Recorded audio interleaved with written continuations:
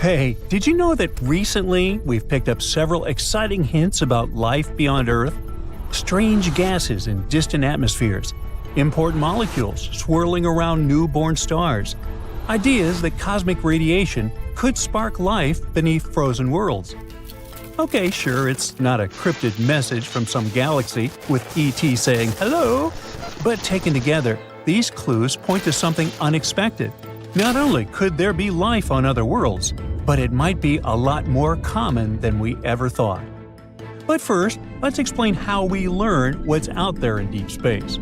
When scientists say, "Hey look, we found something hundreds of light years away," that doesn't mean they pointed a telescope and zoomed in on a planet like with a mouse scroll on Google Maps. Most planets are invisible, drowned out by their star's light. Instead, researchers study starlight as it filters through a planet's air. Different gases absorb specific colors, leaving a unique chemical fingerprint. Decode the missing colors, and congratulations, you know what's in the air. And that's what the James Webb Space Telescope is built for. The James Webb is incredibly impressive. NASA claims that the telescope is so precise it could detect the heat signature of a bumblebee on the Moon from Earth, if the bee stayed still long enough. That's not even the best part. Unlike regular telescopes that see visible light, JWST sees in infrared. It doesn't usually show us those far-off planets directly. Most of the time, it reads the starlight that filters through their air. Thanks to its giant gold mirror and super-cold instruments, it can pick up faint traces of certain gases from hundreds of light years away. Maybe it won't show us little green men, but if they're out there, we might learn what they're breathing. Which is what happened recently when researchers looked at K2 18b, a planet that's about 120 light-years away. They picked up signs of a gas called dimethyl sulfide. Never heard of DMS? That's fair. But here on Earth, DMS is made almost entirely by life, specifically tiny ocean creatures like plankton. So, if you're detecting DMS here, you're probably standing near seawater with a high-tech measuring device. The whole DMS discovery sounds huge, but hold on. It's a bit early to celebrate. This doesn't mean there's a bikini bottom on K2. The signal is faint, and scientists are still debating if it's even real. And even if it is real, life isn't the only explanation. Lab experiments in 2024 suggested DMS might also form without biology under certain exoplanet-like conditions. We've even detected it in comets and interstellar clouds, places where no one expects living plankton. Still, the evidence is strong. Additional studies have shown that the odds of this signal being just a random mistake are less than 0.5%. That's solid by scientific standards, a real, okay, let's take this seriously moment. Experts say that the key question is, what kind of atmosphere does K2-18b actually have? If it's deep and heavy, abiotic chemistry could explain DMS just fine. But if it's shallower and has a liquid ocean underneath, then biology might be the best and most exciting explanation we've got. Either way, the outcome is huge. Scientists are either seeing the first signs of extraterrestrial life or discovering a brand new kind of chemistry. But it gets better, because the next theory comes not from examining a planet, but from what's around a protostar called V883 Orionis, in a completely different part of the galaxy, located 1,300 light-years away. Scientists notice something special. The baby star is still forming, wrapped in a swirling cloud of gas and dust.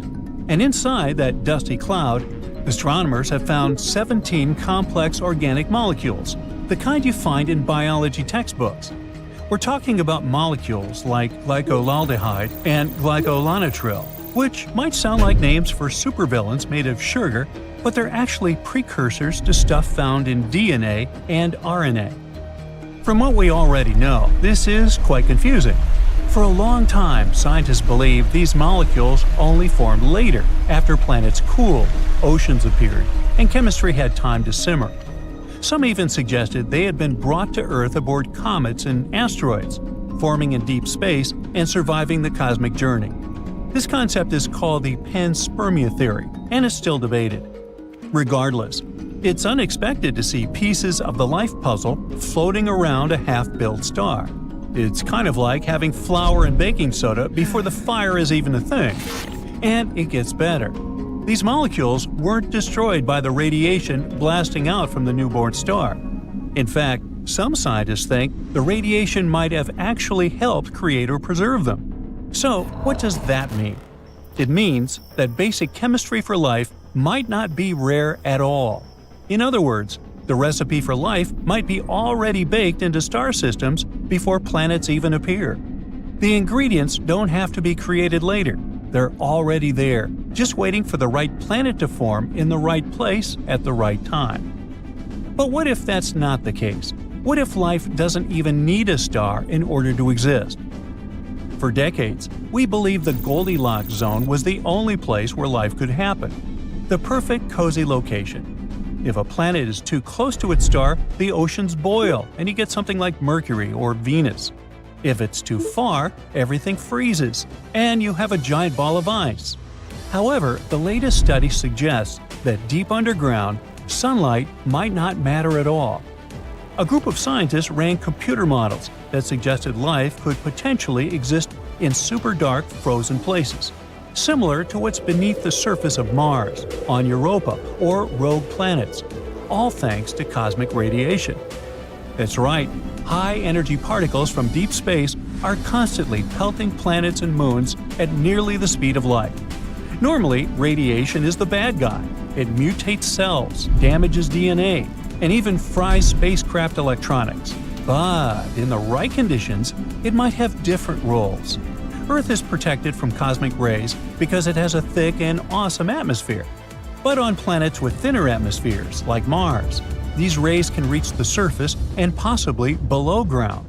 Cosmic rays hitting underground ice can split water into useful chemicals like hydrogen, oxygen, and other reactive stuff that might support microbes, just enough to kickstart life. This led researchers to propose a cool new idea: the radiolytic habitable zone, a region where cosmic radiation is the main energy source driving chemistry underground. Simulations show that Enceladus, one of Saturn's moons, might be the best bet for life supported in this way. This really changes everything, because if life doesn't need warmth, sunlight, or even a star, then our idea of habitable may be way too narrow. Suddenly, there are way more worlds that could have life hidden away. Very primitive forms of life, because without sunlight, there's no photosynthesis, no plants, no food chains like we know them. The energy supply is just too small. So, as far as we know, complex life probably still needs a star.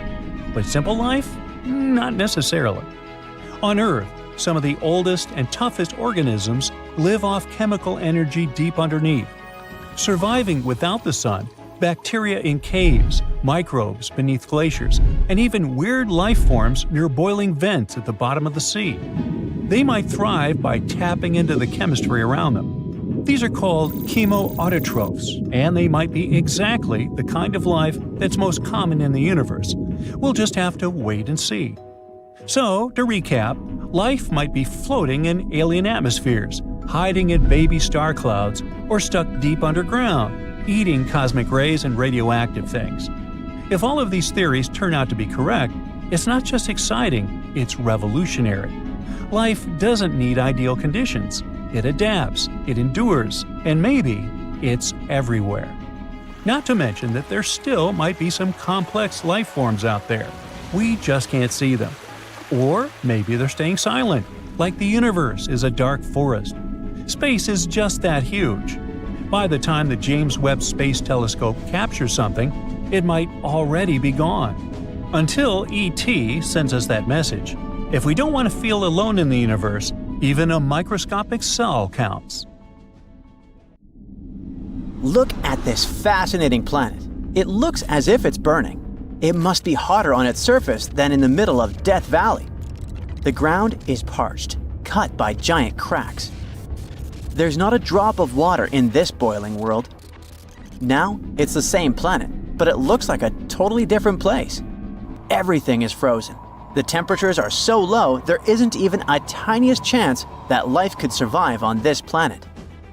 This bizarre world is called HD 20794d, and it's located 19.7 light-years away from Earth in the constellation Eridanus. This planet is a super-Earth. This term means that it is larger than Earth but smaller than such ice giants as Neptune. What makes this planet especially interesting is its unusual orbit, which moves it in and out of its star's habitable zone, the region where temperatures might allow liquid water to exist. Now, we haven't seen this unusual planet directly.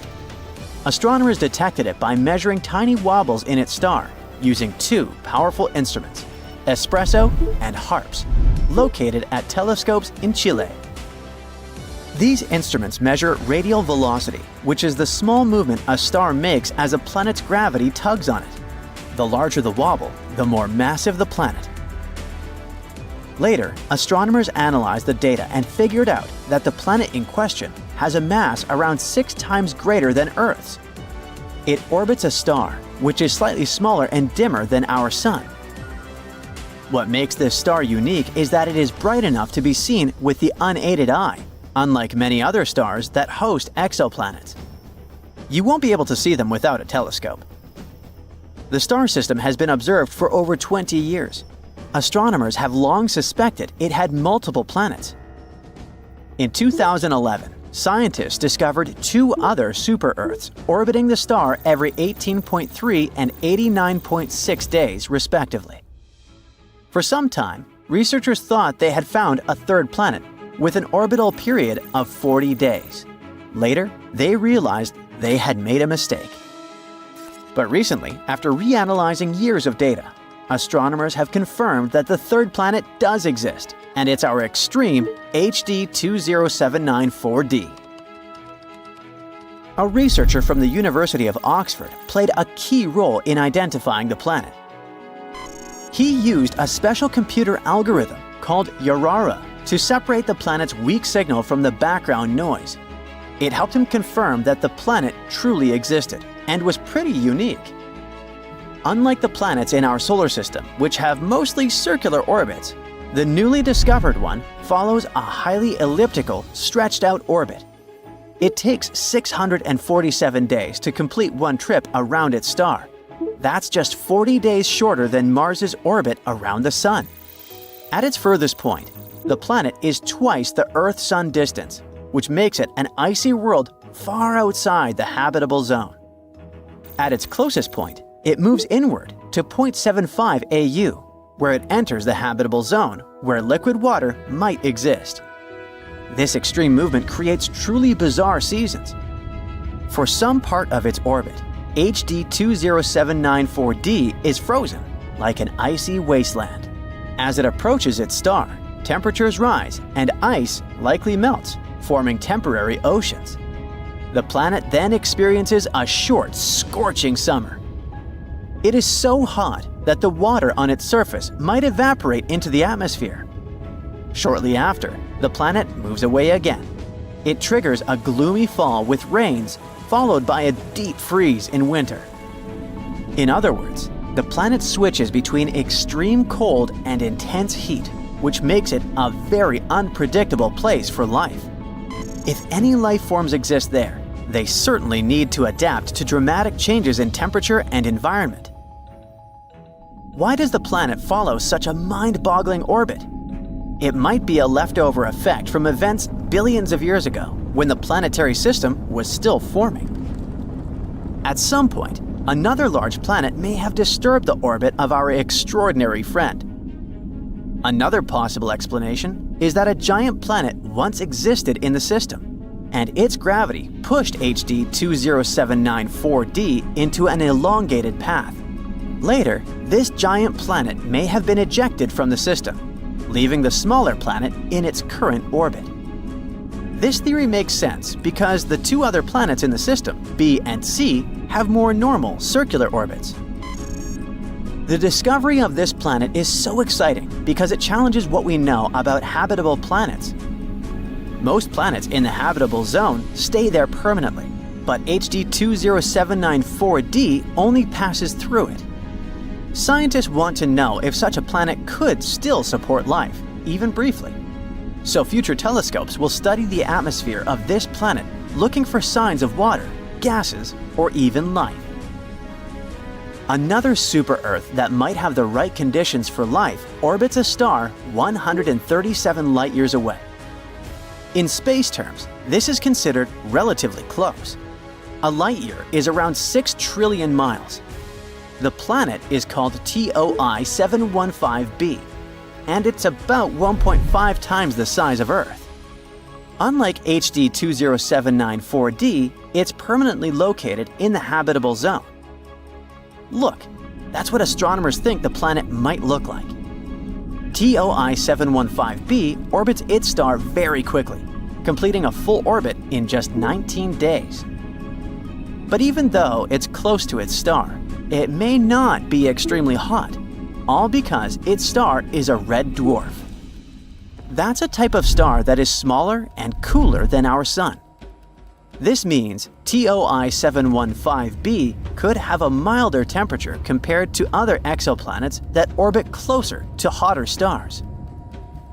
NASA discovered the planet using the Transiting Exoplanet Survey satellite. This space telescope finds planets by watching for small dips in a star's brightness, which happen when a planet passes in front of it. Since red dwarfs are smaller and dimmer than the Sun, planets passing in front of them are easier to detect. Astronomers are planning to study the planet further using the James Webb Space Telescope. This powerful telescope, located 1 million miles away from Earth, can analyze the atmospheres of distant planets. If TOI 715b has an atmosphere, JWST could help scientists determine what gases are present in it and whether such conditions could support liquid water or even life. One more promising world for our search for extraterrestrial life is an extremely dense super-Earth in the K2360 system. An international team of researchers from Japan and Europe has discovered this remarkable multi-planet system orbiting a Sun-like star located 750 light-years away. This system has 2 planets, including one of the densest rocky planets ever found. The K2360b is a rocky super-Earth, about 1.6 times the size of Earth, but with a mass 7.7 times greater. This makes it as dense as lead. The planet orbits its star incredibly fast, completing one full orbit in just 21 hours. It's the densest known ultra-short period planet with well-measured properties. As for its sibling, this is a much larger outer planet with at least 15 Earth masses. It takes 9.8 days to orbit its star.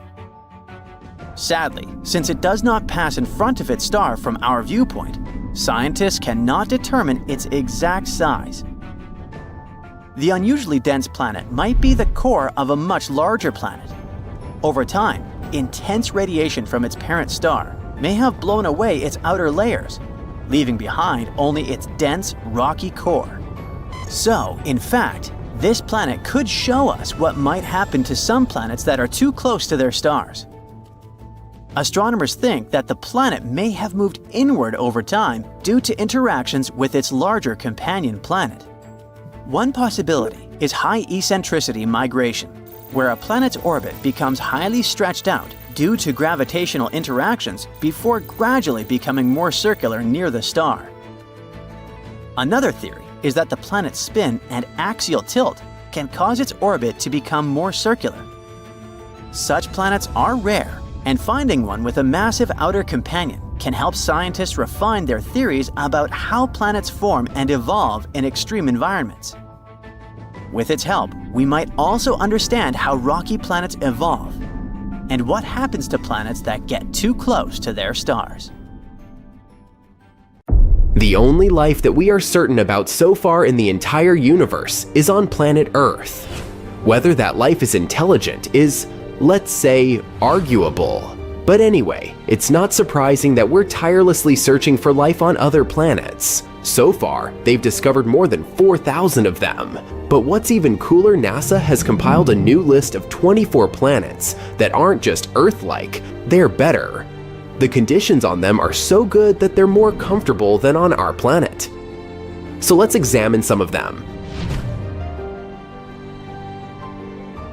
Let's be koi, K-O-I, shall we? This wonderful planet is in the constellation Cygnus. And why is it so wonderful? Well, our sun is a yellow dwarf. And sorry, sun, even though you're not bad at supporting life, there are some stars that can do it better. Nothing personal. The planet KOI 5715.01 orbits near an orange dwarf. Orange dwarfs are stars slightly smaller than our sun and have a little lower luminosity. Did you like the alliteration there? Anyway, don't worry, it doesn't mean we're going to live in complete darkness. In fact, if the planet is found closer to the sun and it has a thicker atmosphere, it may even be lighter and more colorful than on Earth.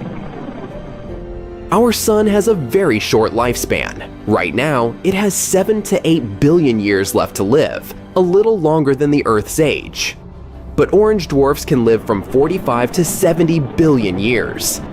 This is great not only because we'll be able to hang out on this planet longer, but also because the planets around these stars have more time to form life. Ideally, we need to find a planet next to an orange dwarf that is about 7 billion years old. It's very likely that there will be at least some organisms there. KOI 57115.01 is about 5.5 billion years old. Yeah, it may not seem mature enough, but that's okay, neither do I. Our Earth is a billion years younger, and that didn't stop us. The planet is quite close to its star and is in a habitable zone. 1 year there lasts 190 days. Imagine going to elementary school and already getting a driver's license. It's almost 2 times larger than the Earth. The average temperature there is 52 degrees, which is slightly less than ours, 57 degrees. But it most likely feels warmer there, because strong gravity helps it hold on to heat in the atmosphere longer. It's a little too far away though, like 3,000 light years from Earth, which is about 18 quadrillion miles. Yup, better bring a really big lunch with you. KOI 3010.01. This planet is found next to the star KOI 2010. This planet sounds like a very pleasant world. The average temperature on this planet is 67 degrees, so a little warmer than ours. But that's a good thing. Scientists believe that on a perfect planet, the temperature should be just about 10 degrees hotter than on the Earth. The more heat there is on the planet, the more comfortable it's to live there. Also, the higher chances of developing life. The radius of this planet is nearly 1 1/2 times larger than Earth. There's some atmosphere, although we're not yet sure about its composition. But it's probably like the Earth's. Scientists think that we'll find an ocean there, and it can cover up to 60% of the surface, which is also cool. In a perfect world, water and land should be distributed more evenly than on our planet. A little more land means a little more territory and resources, right? But listen, this planet is actually very similar to the Earth. The resemblance is so striking that scientists believe that we have an 84% chance to find life there. Of course, not necessarily an intelligent life, but at least some animals. Wouldn't that be cool? What do you think they could look like? Very Earth-like planet, but with stronger gravity. If someone lives there, they're probably big but have a small height and strong little legs. Sounds adorable and scary. But we won't be able to find out the truth anytime soon. So far, for us, these planets are microscopic dots in space. We only have some dry, boring data about them, and don't even know what they look like. We'll have to wait until we can find a way to get closer to these planets. Kepler 186f. This is also one of the best candidates for having life. This rather cute planet was nicknamed the Earth's cousin, because it does have a strong resemblance. Anyway, these two planets are like sisters, not twins. Kepler 186f rotates near the red dwarf. Red dwarfs are stars even dimmer and smaller than orange dwarfs. Yeah, they'll also live for a very, very long time, but their luminosity is also quite low. However, Kepler 186f is closer to its star than we're to our sun, so it shouldn't be too dark there. Well, at least not night-like dark. The sky on this planet is sure to be an unusual shade of red, like sunsets on Earth. What do you think? Would you like to live on a planet with an eternal sunset? The size of this planet is about the same as Earth. Not bad, not perfect. Why so? Because the coolest planets are those that are bigger than Earth and have stronger gravity. You'll probably say, but won't it be harder to walk there and even harder to get out of bed on Monday? Of course. But on the other hand, this planet will pull the atmosphere better. The atmosphere will be thicker and denser. This means more protection from the scary space stuff, more oxygen, and more heat. Not to mention the fact that the bigger planets have more space to settle. Awesome, right? But, of course, the Earth's size is also an excellent choice. Another cool fact is that the tilt of Kepler 186f is about the same as ours. It means that there should be stable seasons and a normal day-night cycle. Do you know how important the tilt of the planet is? Let's look at Mars. Mars is also, in fact, found in the habitable zone of our Sun, but its tilt is very unstable, and as a result, the entire ocean that could have been on it once now completely dried up. Today it's just a red desert, and there is no life there, at least not as far as we know. But you see how important these tiny details are? This planet is also quite far away from us, 490 light years. It's about 3 quadrillion miles. So yeah, we're just going to keep waiting for intergalactic travel. Kepler 62 Zens and Kepler 62f. These planets were called the most Earth-like before we discovered Kepler 186f. They're very comparable to our home. Kepler 62m is about 1.5 times larger than Earth, and Kepler 62f is just slightly smaller than that. They're located in the constellation Lyra, about 1,200 light-years away from us. They both also orbit a red dwarf. 1 year on Kepler 62e lasts about 122 days, even less than on that first planet we've talked about. Scientists believe that both 62e and 62f are sort of water worlds. Warm places mostly, or even completely, covered with water. If there is land there, it's probably just some islands. A world consisting entirely of islands. A fantasy dream for some.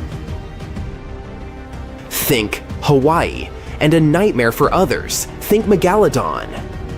But if you're a fan of ancient marine animals, just imagine how gigantic they could be there.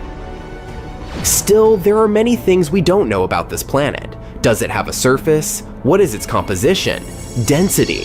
One day, maybe we'll be able to answer these questions. And so, that's it for the super Earths. Of course, the original list is much longer, and you can go check it out on the internet. The best thing about all this is that these are the planets that are better than the Earth. But we also know thousands of other exoplanets that are just close enough to ours. And the odds are a few of them have at least some form of life. But they're very, very far away, so we have no way to check it right now. Perhaps down the road, we'll find some cool creatures on many of them. Hey there, Earthling! If you think you're special because you live on the only habitable planet out there, think again. What makes a planet suitable for life? A whole bunch of factors, like the planet itself, its neighbors, and the star it orbits. A habitable planet is basically one that can sustain life, with things like access to water, energy sources, and nutrients. Earth, for example, is in the sweet spot, known as the habitable zone, where it can have liquid water on its surface. But just being in this zone doesn't automatically mean a planet is habitable. Factors like crazy levels of radiation can make a planet uninhabitable, even if it has the right temperature. So the bottom line is, we need water, something to orbit, and a set of nutrients of chemical origin that can be found in Mendeleev's periodic table of the elements or those funky snacks you buy. Look at this exoplanet called K2-18b. The term exoplanet doesn't mean that it's exotic. It just states that this planet is located outside the solar system.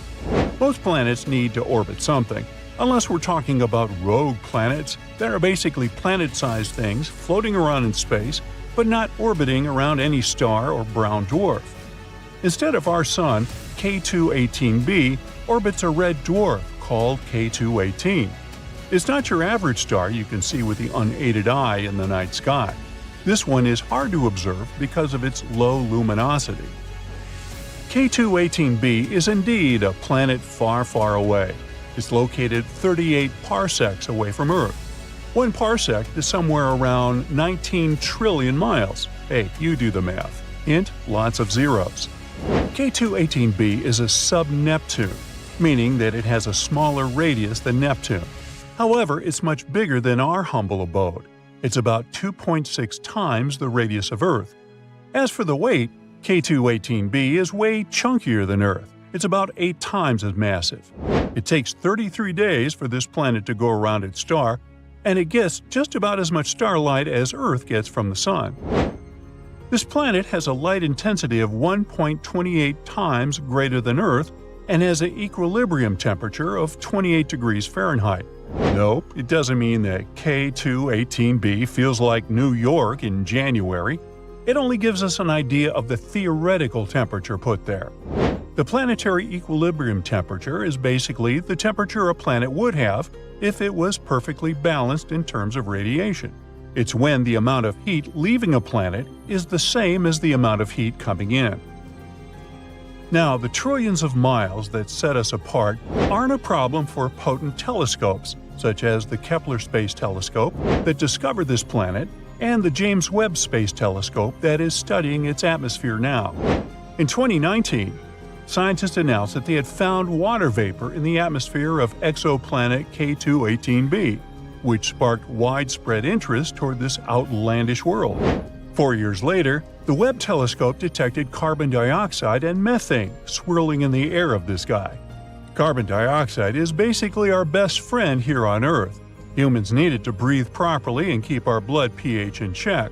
And plants love this stuff too, because it helps them make oxygen through photosynthesis.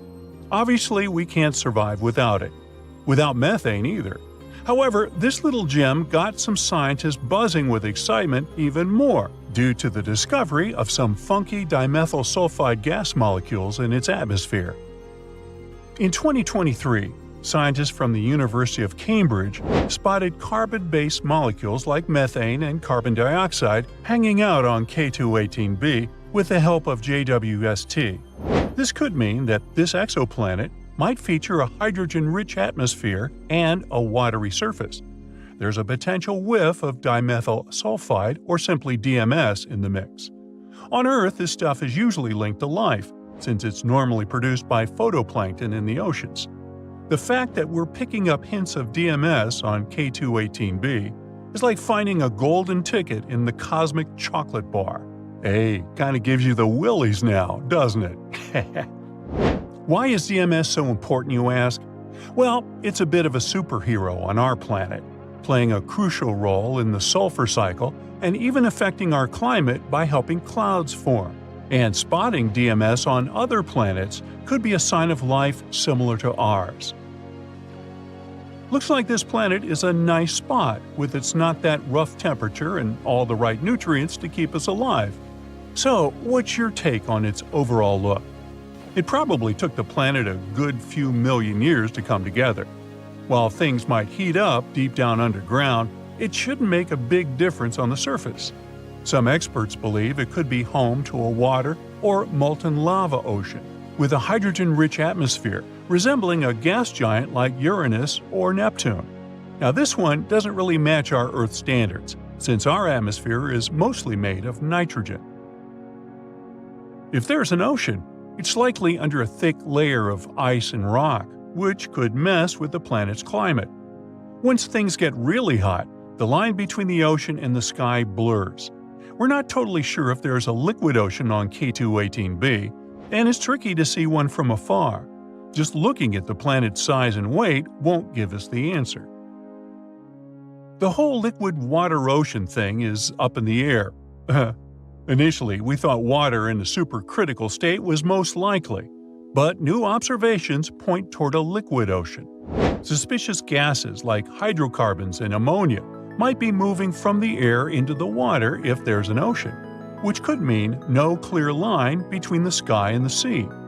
But some experts say a molten rock ocean could be doing the same trick. Others think a gas-rich mini Neptune setup could explain things too. The Hubble Space Telescope did some snooping and found that K2-18b is rocking an atmosphere filled with hydrogen. They think there might be some water vapor hanging out there too, but it's a bit of a mystery. Apparently, the James Webb Space Telescope got a peek and saw less than 0.1% water vapor, possibly because the planet has a dry stratosphere vibe going on. As for ammonia, it's nearly non-existent in that distant world. Methane and carbon dioxide seem to be dominant in the atmosphere, making up about 1%. But don't expect to see any other carbon oxides crashing the party. Their concentration is just a guess at this point.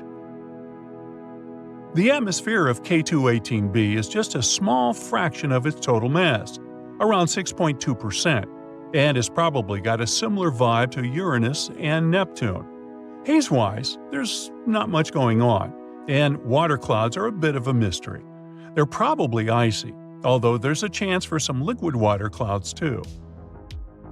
Now, besides water, the atmosphere could also contain some ammonium chloride, sodium sulfide, potassium chloride, and zinc sulfide clouds, depending on what the planet is into. And it seems like things might get a bit turned up high in the atmosphere, with the temperature inversion causing a stratosphere situation. Just your average day in outer space. So far, scientists have come up with several climate models this planet might have. For example, some of them think that there's the same temperature across the whole planet, unless the planet is spinning super fast and the temperature difference between the poles and the equator is minor. But these are all speculations at this point. The amount of radiation K2-18b gets from his star is similar to what Earth gets. The temperature on the planet might be anywhere from really cold to pretty warm. Whether it can support life depends on its atmosphere and clouds. Scientists think microorganisms from Earth could survive there, even with all the hydrogen. But it's still hard to tell if there's life on K2-18b because the gases we usually look for might not work in its atmosphere. Scientists think the James Webb Space Telescope might be able to detect different markers of life on the planet with enough observations. So, astronomers have just announced that they might have found signs of possible life on a planet outside our solar system. Wow! This distant world is called K2-18b, and it sits about 124 light-years away in the Leo constellation. So, what life are we talking about? Little green men? Octopus-like tentacled creatures? Well, not exactly. First things first, let's define what life is. It's what distinguishes animals and plants from inorganic matter, like the ability to grow, reproduce, and change. Now, what do we need to support life?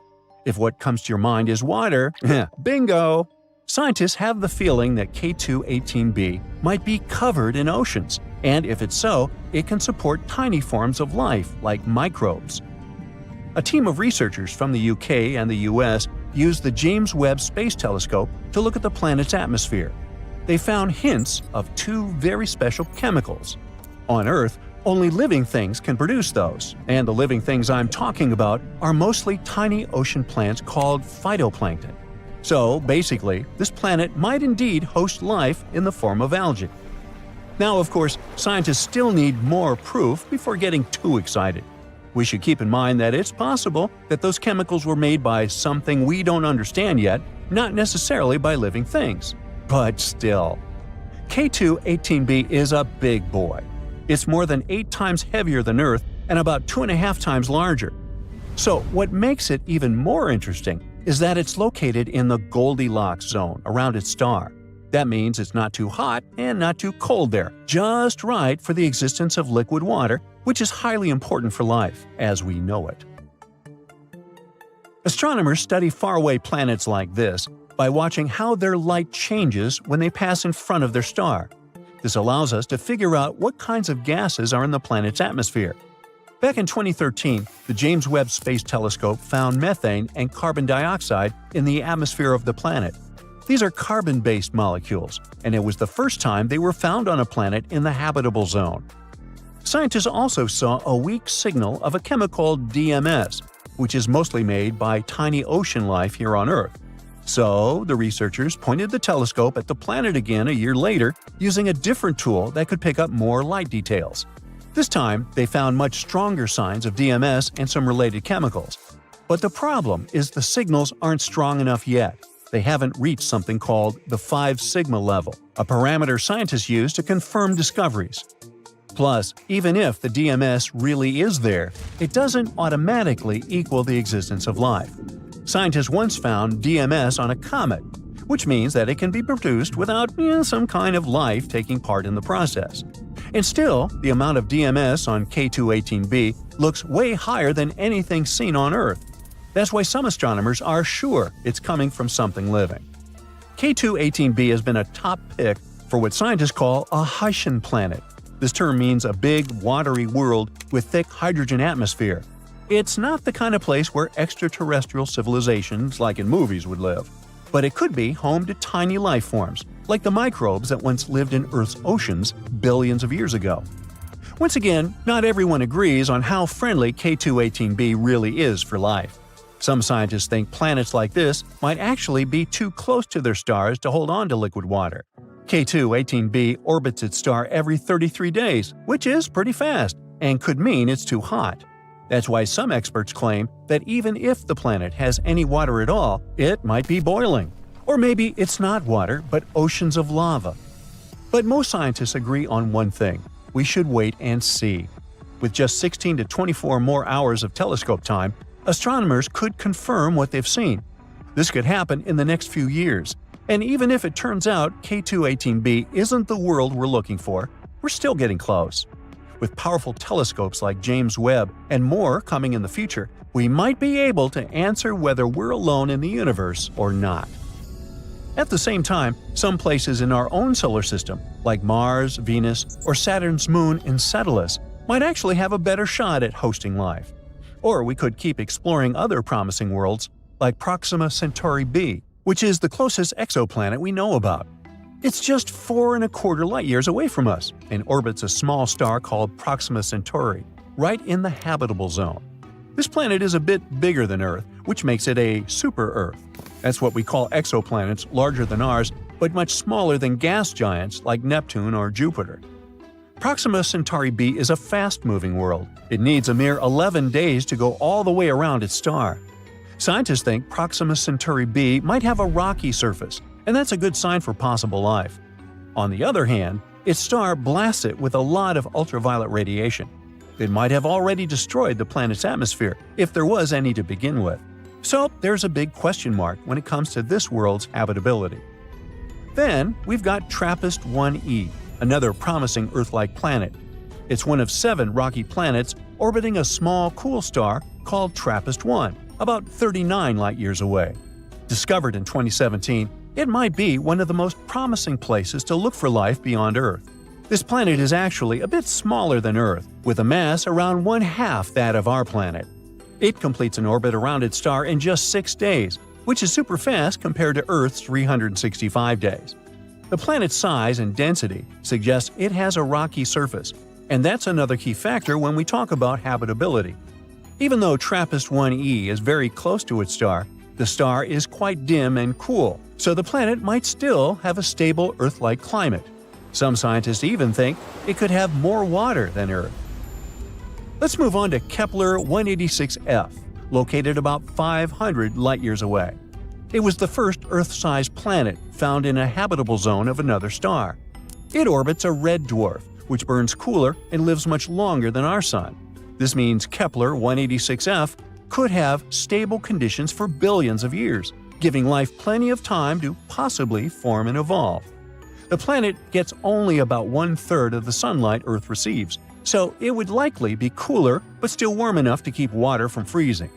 It also seems to be a rocky planet just like Earth, which boosts its chance of hosting life. Now, how about visiting LHS 1140b, about 40 light-years away? This planet has about 5.5 times the mass of Earth. Scientists think it's rocky and possibly has a thick atmosphere, which is a big deal. An atmosphere like that can trap heat, keep temperature stable, and protect water from escaping into space. This world orbits a quiet red dwarf star, so it's not constantly blasted by harmful flares like some other exoplanets are. Some studies even suggest LHS 1140b could be an ocean world with lots of water. So it's one of the more exciting planets we've found in our neighborhood. And finally, we have Gliese 12b. Astronomers call it exovenus. It sits 40 light-years away from Earth. This world is about the size of Venus and orbits a cool red dwarf star. It needs just under 13 days to complete one orbit. The temperature on the planet is around 107 degrees, which is quite warm, but still okay for life. The thing that makes Gliese 12b so interesting is that it could help us understand how Earth-sized planets around cool stars hold on to their atmospheres. That's important because an atmosphere is crucial for things like liquid water and protecting life from harmful radiation. According to some researchers, Gliese 12b is one of the best chances we have to figure out whether planets like this can stay habitable. The Milky Way is one of the biggest mysteries out there, literally. It's hard to figure out how big our home galaxy is, and one of the main reasons is because we live in it. Think of it as walking around a mall. You can tell it's big, but you can't be certain until you actually see it from a bird's-eye view.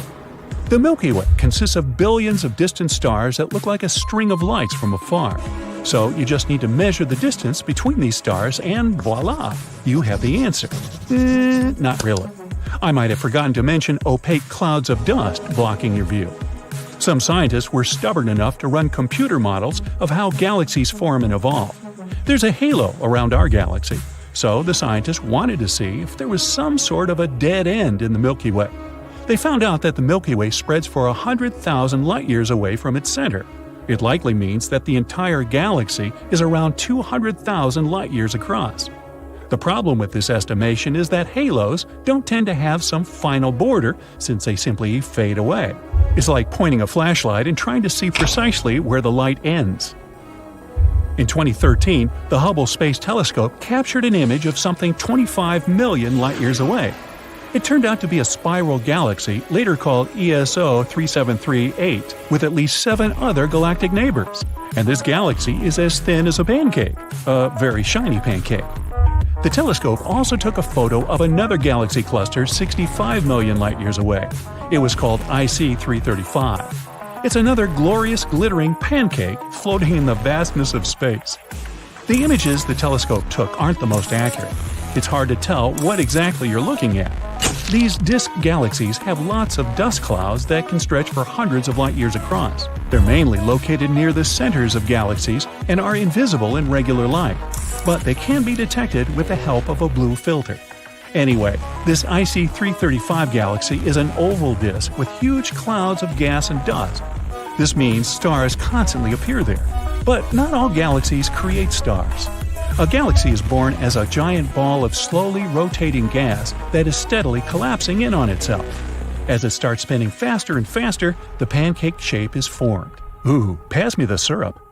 It's like spinning pizza dough in the air after rolling it into a ball. The topping is stars, and the sauce is clouds of dust and gas. Are you getting hungry like me?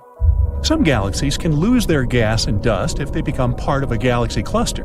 Then all these mini-galaxies orbit their common center of mass, with gas separating them. When a disk galaxy dashes through them like a speeding train, the pressure can blow away this dust and gas. From far away, it looks like you're staring at a DVD you're about to play. But if you traveled millions of light-years to get a closer look, you'd see a dim disk filled with stars. You wouldn't even be able to tell you're inside it. You'd also see a bright blob of dust left by the red giants in the middle of the galaxy. Red giants are massive and very bright stars with low surface temperatures. But the images of these galaxies don't actually show us their real color. Cameras make up some of these hues so that you don't have to look at something fuzzy or grainy. People don't actually know the real colors of distant galaxies. Our galaxy has a lot of gas inside, like me, so we don't need to expect our home to dry up anytime soon. In fact, the Milky Way still produces new stars around 7 a year. But some galaxies fade out when they can no longer create stars. In the industry, they call it strangulation, and it happens when galaxies run out of gas, which means there's no more new material that can be used for star making. Gas and dust aren't the only things you can find in a galaxy. Just like a magician pulling a rabbit, flowers, or other things out of their magic hat, galaxies have other surprises, like planets, those balls of matter spinning around themselves and around other things. Well, technically, planets are far from being perfectly round in shape, but they aren't also flat like spiral galaxies. It's mostly because of gravity. Its force is so strong that a planet pulls everything towards its center, taking the shape of a sphere. In the process, all the edges and anything else that might stick out gets smoothed out. But the smaller a spacebody is, the less round it is. Take a comet. It doesn't always have a smooth surface. It's small, and therefore, its edges are rugged and pointy. Given the size of Earth, it's safe to say the gravity is strong here compared to that of the Moon or any smaller-sized space object. And because of our planet's constant rotation, there's an outward bulge on Earth. This tug-of-war between the gravity pulling inward and the planet's spin doesn't allow Earth to be a perfect ball. On top of Earth not being a perfect sphere, the planet is also tilted. This design flaw is responsible for the seasons we have. This tilt could happen because millions of years after Earth was formed, it probably collided with a protoplanet, a large space body developing into a planet. Venus is unique because it rotates backward compared to the rest of its peers. If you were standing on Venus, the hottest planet in our solar system, you'd see the sun rise in the west and set in the east. But you'd have to make it on time to observe this phenomenon. A day on Venus lasts for more than 240 Earth days. For a long time, scientists believed that the sun's strong pull on Venus was responsible for such a long day. But new theory claims that Venus used to spin just like Earth and the rest of the planets.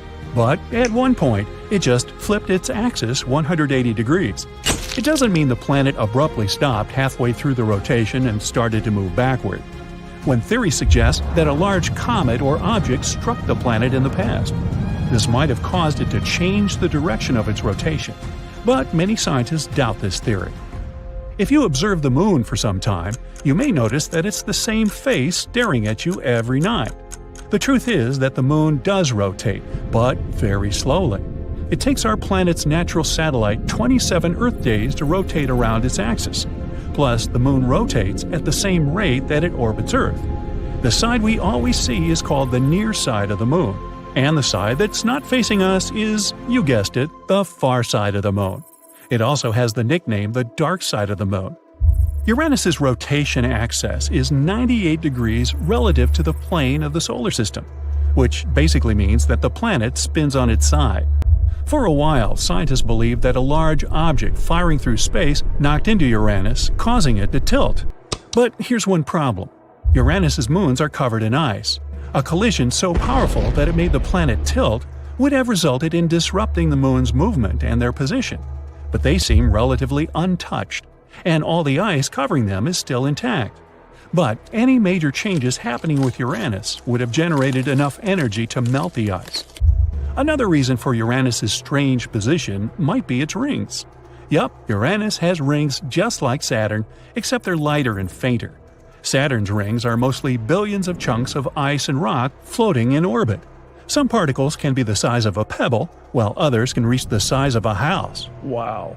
Other particles are broken up comets, asteroids, and moons torn apart by Saturn's gravity. If you observe the rings from afar, they look like colorful stripes made up of thousands of different streaks, but there are actually only 8 layers of rings. Uranus might have had rings that were just as glorious as Saturn's around 4.5 billion years ago. The balance between Saturn's gravity and its rings might be responsible for keeping the planet upright so that it doesn't tilt over. If Uranus had the same rings, they could prevent the planet from toppling over. The way to solve Uranus's tilting problem might be for the planet to get its rings back. They would help Uranus keep its balance. On the other hand, hey, we like it just the way it is.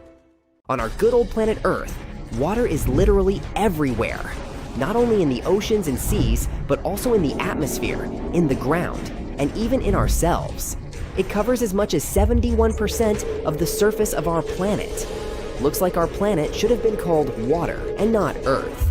But what would happen if water and land were distributed equally? What if half of the planet became land and the other half was water? Let's find out.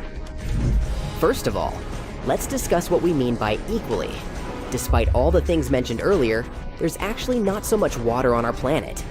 Yeah, if you collected it all in one giant drop, it'd be slightly larger than the USA in size, and all this amount of water would be only 0.02% of the total mass of Earth.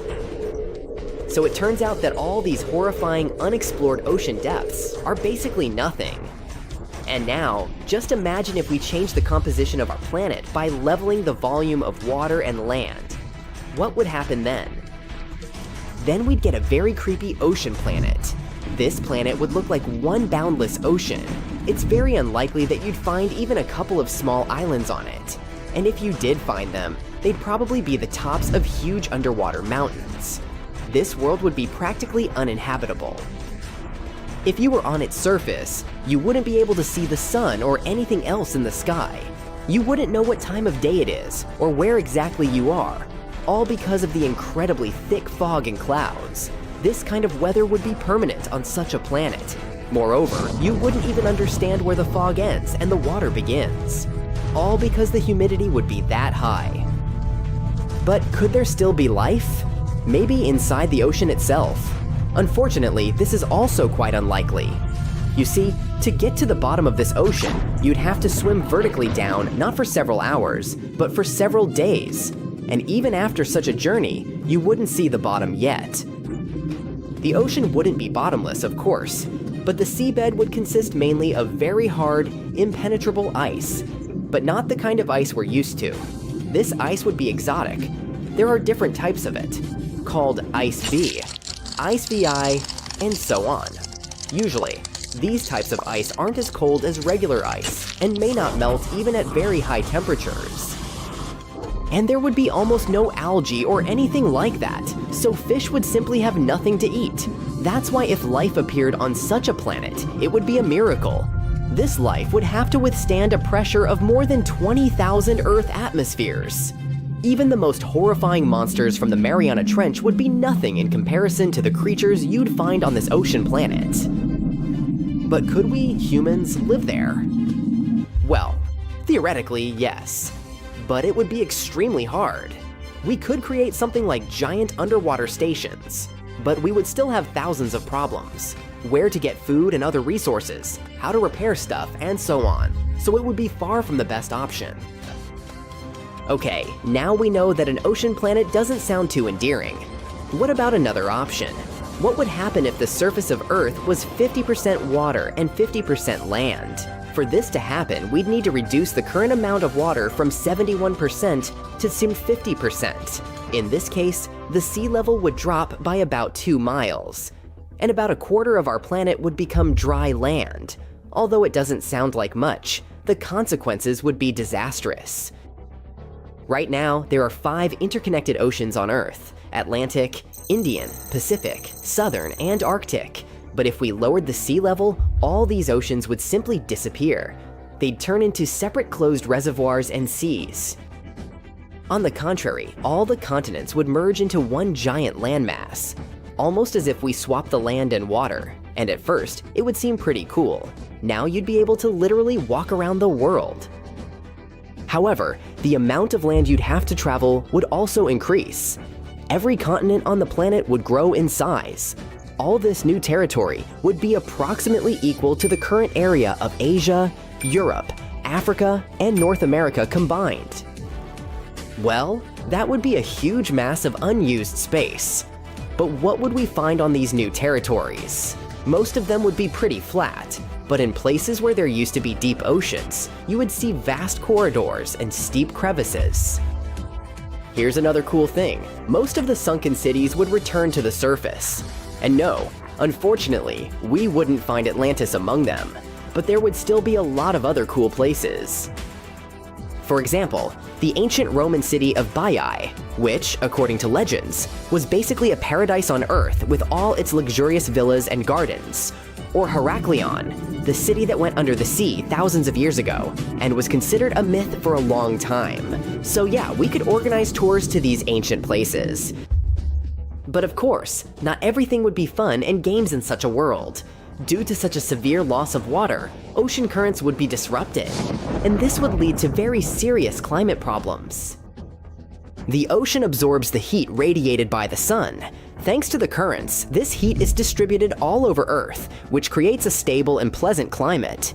But if these currents were disrupted, then the temperatures on Earth would become more extreme. It would get much hotter near the equator, and even colder around the North and South poles. So yeah, unfortunately, the Antarctic ice wouldn't save us. It would be quite the opposite. The regions around the North and South poles would completely dry out, basically turning into dry, cold deserts. In addition to heat, water also absorbs carbon dioxide from the air. And since the oceans wouldn't be able to absorb it, this gas would begin to accumulate in the atmosphere. This poisonous excess would cover the entire planet. The average temperatures would increase, and the whole planet would start to dry out slowly. Massive forest fires would break out, and so on. Sound familiar?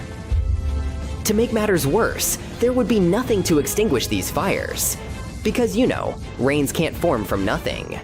So yeah, the precipitation levels would fall, and this would lead to dangerous droughts. We'd get a bunch of new deserts on all the continents. Despite getting all those new territories, it's unlikely that we could somehow build new cities and towns there. Many of these territories would be uninhabitable. Not only because many forests and plants would disappear, but also because most animals would migrate to more pleasant places. As a result, we would have great difficulty finding any food at all. So all life on our planet, plants, animals, and people, would have to adapt to new living conditions. They would have to evolve quickly and get used to the constant shortage of water. Animals, for example, could shrink in size because of this. Many of them, due to the lack of grass and moisture, would switch to a strictly carnivorous diet. And of course, we would have to say goodbye to the huge abundance of marine life. Many fish would disappear forever. Humans most likely would make a big evolutionary leap backward. Not only because we would lose a large number of resources and move to new territories, but also because we would also lose access to one of the most important sources of energy in the world, hydroelectric power plants. Without electricity, many factories would stop working. To say that this would cause a large-scale crisis for us all is sadly obvious. So, our current ratio of water and land is the best possible option. If there was too little or too much water, the consequences would be awful. That's why we need to protect the current conditions with all our might. Space, the final frontier. It's a vast and mysterious expanse that has fascinated us for centuries. But as much as we've learned about it, there are still plenty of things that we've been lied to about when it comes to space. Let's take a look at some of the biggest lies we've been told about this topic. First off, we have the idea that space is just this pristine, untouched wilderness. But that's not exactly true. We've been littering space with our debris for decades. Everything from old satellites to rocket parts. In fact, there are over 20,000 pieces of debris orbiting Earth right now, and they're causing all sorts of problems for future space missions. So if you're planning on visiting space anytime soon, watch where you go. You never know what kind of garbage might be floating around. Did you know that the sun is not actually yellow? It's green. Well, kind of. You see, scientists measure the temperature of a star by the color spectrum it emits. Cooler stars appear red, while the hottest of stars look blue. Our sun emits most of its energy at a wavelength that's close to green. But because it emits other wavelengths too, all these colors mix together, and your eyes see this vibrant mixture as white. From Earth, however, the sun looks yellow because our atmosphere is really good at scattering blue light. If our star was actually yellow, Earth would become a frozen rock, and we'd all be polar bears. Plus, the sun isn't on fire for real. It's a big ball of gas, mostly made of hydrogen and helium, and it works more like a gigantic nuclear reactor, constantly fusing hydrogen atoms to create helium inside its core. This process releases enormous amounts of energy. That's why the sun is so hot. Oh, and speaking of setting things on fire, explosions in space aren't real. Sorry, Star Wars fans, a spaceship can't go down in a violent blast because there is no air out there in space. No air means no oxygen, and no oxygen means no fire. Now, you might also think that there are too many stars in the night sky for you to count, but in fact, you can do that. According to the Yale Bright Star Catalog, there are 9,110 stars that you can see from Earth with the unaided eye. So, technically, you can count them, but I wouldn't be surprised if you lost count. And if you're worried about flying through an asteroid belt, don't be. Although it does have trillions of space rocks that range in size from space dust to a quarter of the size of the Moon, they're very spread out. The asteroid belt between Mars and Jupiter is 140 million miles across, which is 1.5 times the distance between Earth and the Sun. This spreads space rocks thousands of miles apart, making it almost impossible for a spacecraft to collide with one. You'll instantly freeze in space without a suit. Nope, you won't turn into a popsicle right away. It's gonna take a bit longer than that because heat and cold don't really move very quickly in the vacuum of space. But unfortunately for you, there's a bigger problem at hand. You won't be able to breathe. After just 15 seconds, your brain won't be getting enough oxygen from your blood, and you'll pass out. And then after just 2 minutes, it's curtains for the rest of your organs. So, in short, if you find yourself playing astronaut without a spacesuit, it's game over pretty quickly. Did you know that space doesn't have any temperature at all? That's because the temperature is defined by the speed at which particles move and the amount of energy they have. In the true vacuum of space, there are no particles to move around, making it temperatureless. Of course, some parts of space are really hot, like areas around stars. But the further away you get from stars, the more spread out particles are, making those areas of space pretty chilly. Number 9 is our planet's shape. No, it's not flat, but it's not a perfect sphere either. Yeah, it bulges at the equator because of our planet's wild spin. It's like Earth is doing its own little dance. And because of this bulging, launching spaceships from the equator is much easier than from the poles. Now, when it comes to sound in space, it's a bit of a tricky situation. You might think that no one can hear you scream, but that's not entirely accurate. The thing is, sound needs something to travel through, like air or water. In space, things are super spread out, so all those epic space battles and galactic explosions would be completely silent. Yet there are some places in space with enough particles for sound to travel through. For example, you can hear the black hole at the center of the Perseus galaxy cluster. Another myth is about zero gravity. That's not a thing. There's still some gravity hanging around the International Space Station, about 90% of what we feel on good old Earth. But astronauts get to float around because they're basically free-falling around the planet. And let's be real, Hollywood's version of space travel is not factual. Sure, orbits are a thing, but different altitudes mean different speeds. So moving from one orbit to another isn't exactly a walk in the park. You can't just push yourself in the right direction and hope for the best. You gotta take those orbital velocities into account. This reminded me of the 2013 movie Gravity and how Sandra Bullock tried to survive in space. Hollywood sure added some fuel to these myths. Yet again, who can blame them? Back in 1976, NASA's Viking 1 spacecraft snapped a photo of a curious rock formation on Mars that looked suspiciously like a face. Some folks out there claimed that it must have been proof of extraterrestrial life on the red planet, but NASA had a different take. According to the space agency, the face was nothing more than a bunch of rocks piled up in such a way that the shadows they cast created an illusion of facial features. It turns out it was just a regular hill that got a little too much credit for being photogenic. The solar system stays in place. Lie!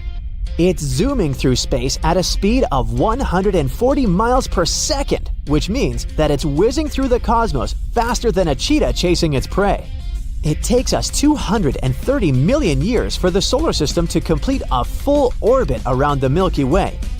It's a good thing it isn't getting a speeding ticket, because that would be one astronomical fine. Eh? Without the sun, planets would be pretty chilly. We're talking about temperatures as low as -455 degrees Fahrenheit. Brrr. But with the sun around, the planets get to enjoy much more livable temperatures. Of course, not all planets are created equal. Mercury, for example, is the closest to the sun. Venus, on the other hand, is farther away, but somehow manages to be even hotter than Mercury. The distance from the sun isn't the only factor that affects a planet's temperature. Other things like the planet's size and reflectivity also come into play. So Mercury being the hottest planet in our solar system is a false proposition. No, just because it's the closest one to the sun doesn't mean it's the hottest. Even though we've been deceived in some ways, that doesn't make space any less amazing. It's still a vast, beautiful, and utterly fascinating part of our universe. And there's still so much we have yet to discover. Who knows? Maybe one day we'll really discover little green people out there. Or maybe we'll find out something even more incredible. Until then, we'll just have to keep dreaming and exploring. There, you got 14 things on our list. Do you have any other space myths to debunk?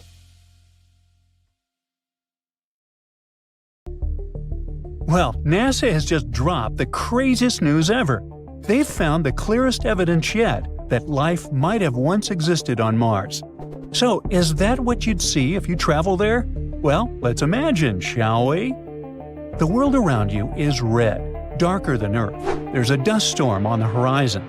Suddenly, you spot a bizarre creature that makes your blood run cold. It's way taller than you, with long, creepy-looking arms and legs. Its skin is orange, and its eyes are huge. They look like some kind of shiny lenses. Come to think of it, it all makes sense. Gravity on Mars is 38% weaker than on our planet. That's why this creature has grown to be so tall.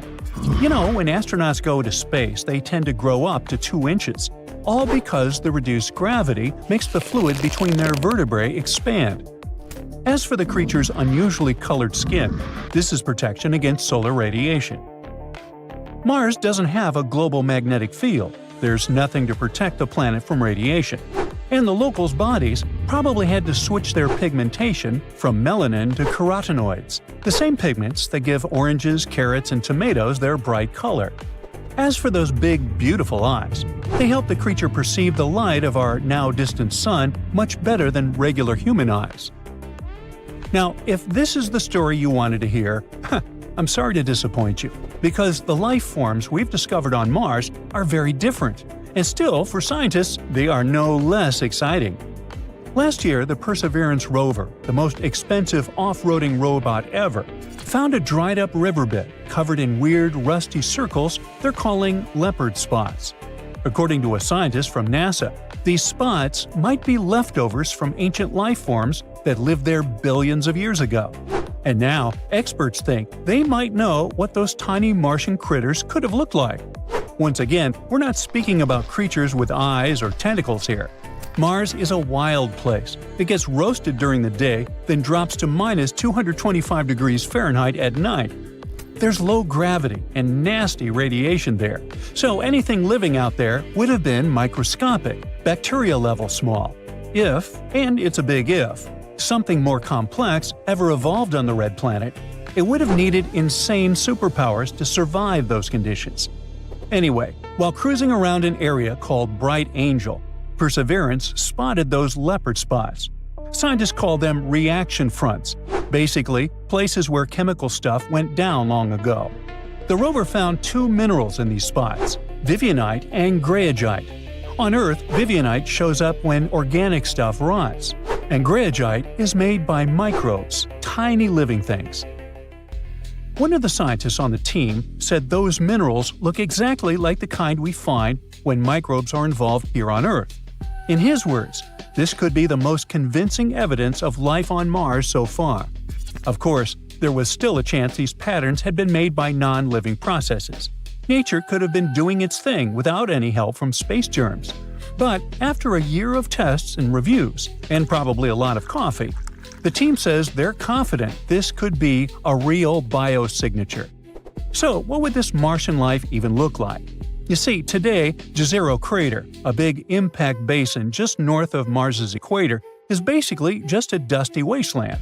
But billions of years ago, that place was full of water, a real Martian pond. Scientists think that the crater back then had cold, water-rich spots that were perfect for little microbial life. Those microbes could have munched on stuff like carbon, sulfur, and phosphorus in the rocks, and the minerals they produced could be what we see today as those leopard spots. Now, even though the surface conditions on Mars were insane, with freezing temps and all that radiation, microbes could still make it work, just barely surviving day to day. Experts point out that there was actually liquid water at that time, so it means the red planet was technically habitable. Now, since all we've got are these tiny traces, we can't say exactly what Martians look like or how they acted. But we can make some educated guesses by looking at Earth. We could compare the microbes from Mars with extremophile bacteria on our planet, those tough little guys living in salty lakes, deep underground, or in deserts so harsh even cacti wouldn't bother. Another question is, could anything bigger or fancier than microbes have ever evolved on Mars? Probably not. If those leopard spots are actually signs of life, scientists think microbes weren't just hanging out in one spot. They were likely all over the place. Perseverance is checking out ancient rocks beyond Jezero Crater to see if Mars had a bigger population. But here's one thing. Mars got harsh very fast. Life may have popped up on this planet around the same time as on Earth. But after about 1 billion years, the red planet started losing its atmosphere thanks to solar winds. That turned Mars into a freezing, dry wasteland. The extreme cold, radiation from the sun, and lack of water would have made it super tough for anything bigger than microbes to survive there. Complex life, like animals, took another 3 billion years to appear on Earth, and conditions on our planet were way more pleasant. If anything more advanced ever showed up on Mars, it would have had to be like a superhero microbe with thick skin or an ability to hide underground to dodge UV rays and survive in freezing temperatures. It would have been living off whatever tiny puddles of water it could find, basically like desert lizards or those weird filter feeders you find near Earth's hydrothermal vents. Now, we might still need to wait before we meet a real Martian resident, but nothing can keep our imagination from wandering. So, how about we sneak a peek at what the inhabitants of other planets of the solar system would look like if they existed and were more complex than microbes? Now, if it was a creature from Jupiter, it would probably be something like a deep-sea tank bug with a thick armored shell, huge googly eyes, webbed claws, and gills. All those features would help it survive Jupiter's crazy high pressure, radiation, and endless liquid layers. Because on this planet, at first, everything is just clouds. But go deeper, and gas turns into a liquid ocean of metallic hydrogen. No wonder locals would need all the protection they could develop. Let's jump over to Saturn with its clouds, rings, and more clouds. This planet is so light it could literally float in a giant cosmic bathtub. Here you'd likely come across a giant space jellyfish. It'd float through thick fog with an umbrella-shaped body and long tentacles instead of arms. Saturn's pressure is huge, and having a skeleton would just get it squished. Floating and flopping around is the smartest survival hack here. Now we're going to visit the ice giants, Uranus and Neptune. Both planets are like cosmic slushies of ammonia, methane, and water. Boy. There's no solid ground anywhere, just icy oceans under thick atmospheres. Here, you might meet a stocky, muscled amphibian with stubby limbs, webbed fingers, and scaly skin. All because gravity on the ice giants is higher than on Earth, and the environment is freezing. Any creature living there would need short, strong limbs to survive crushing pressure, swim through icy oceans, and stay warm. Moving back to our neighborhood, the first stop is Mercury. The sun here is so close, it looks 3 times bigger than on Earth. Temperatures swing from instant frostbite to literal oven. If anything could survive here, it'd probably have titanium skin. It would be smooth all over, and sunglass-like eyes would protect it from ultra-bright solar rays. The thing is, Mercury has almost zero atmosphere and intense sunlight. Anything living there would need a body capable of surviving heat and radiation without melting or burning out. Our final stop is Venus. The pressure there feels like you're a mile underwater. Volcanic eruptions are popping off all the time, and the air could melt lead. Tropical. And life forms here would be downgraded to a microscopic blob. No arms, no legs, and certainly no face. Venus is insanely hostile, crushing pressure, molten hot temperatures, and toxic gases. Only tiny microbial life could probably survive here. Given all that, I'll take Hawaii instead.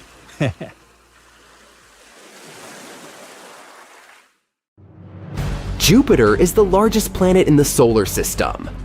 More than 1,300 Earths could fit inside this gas giant.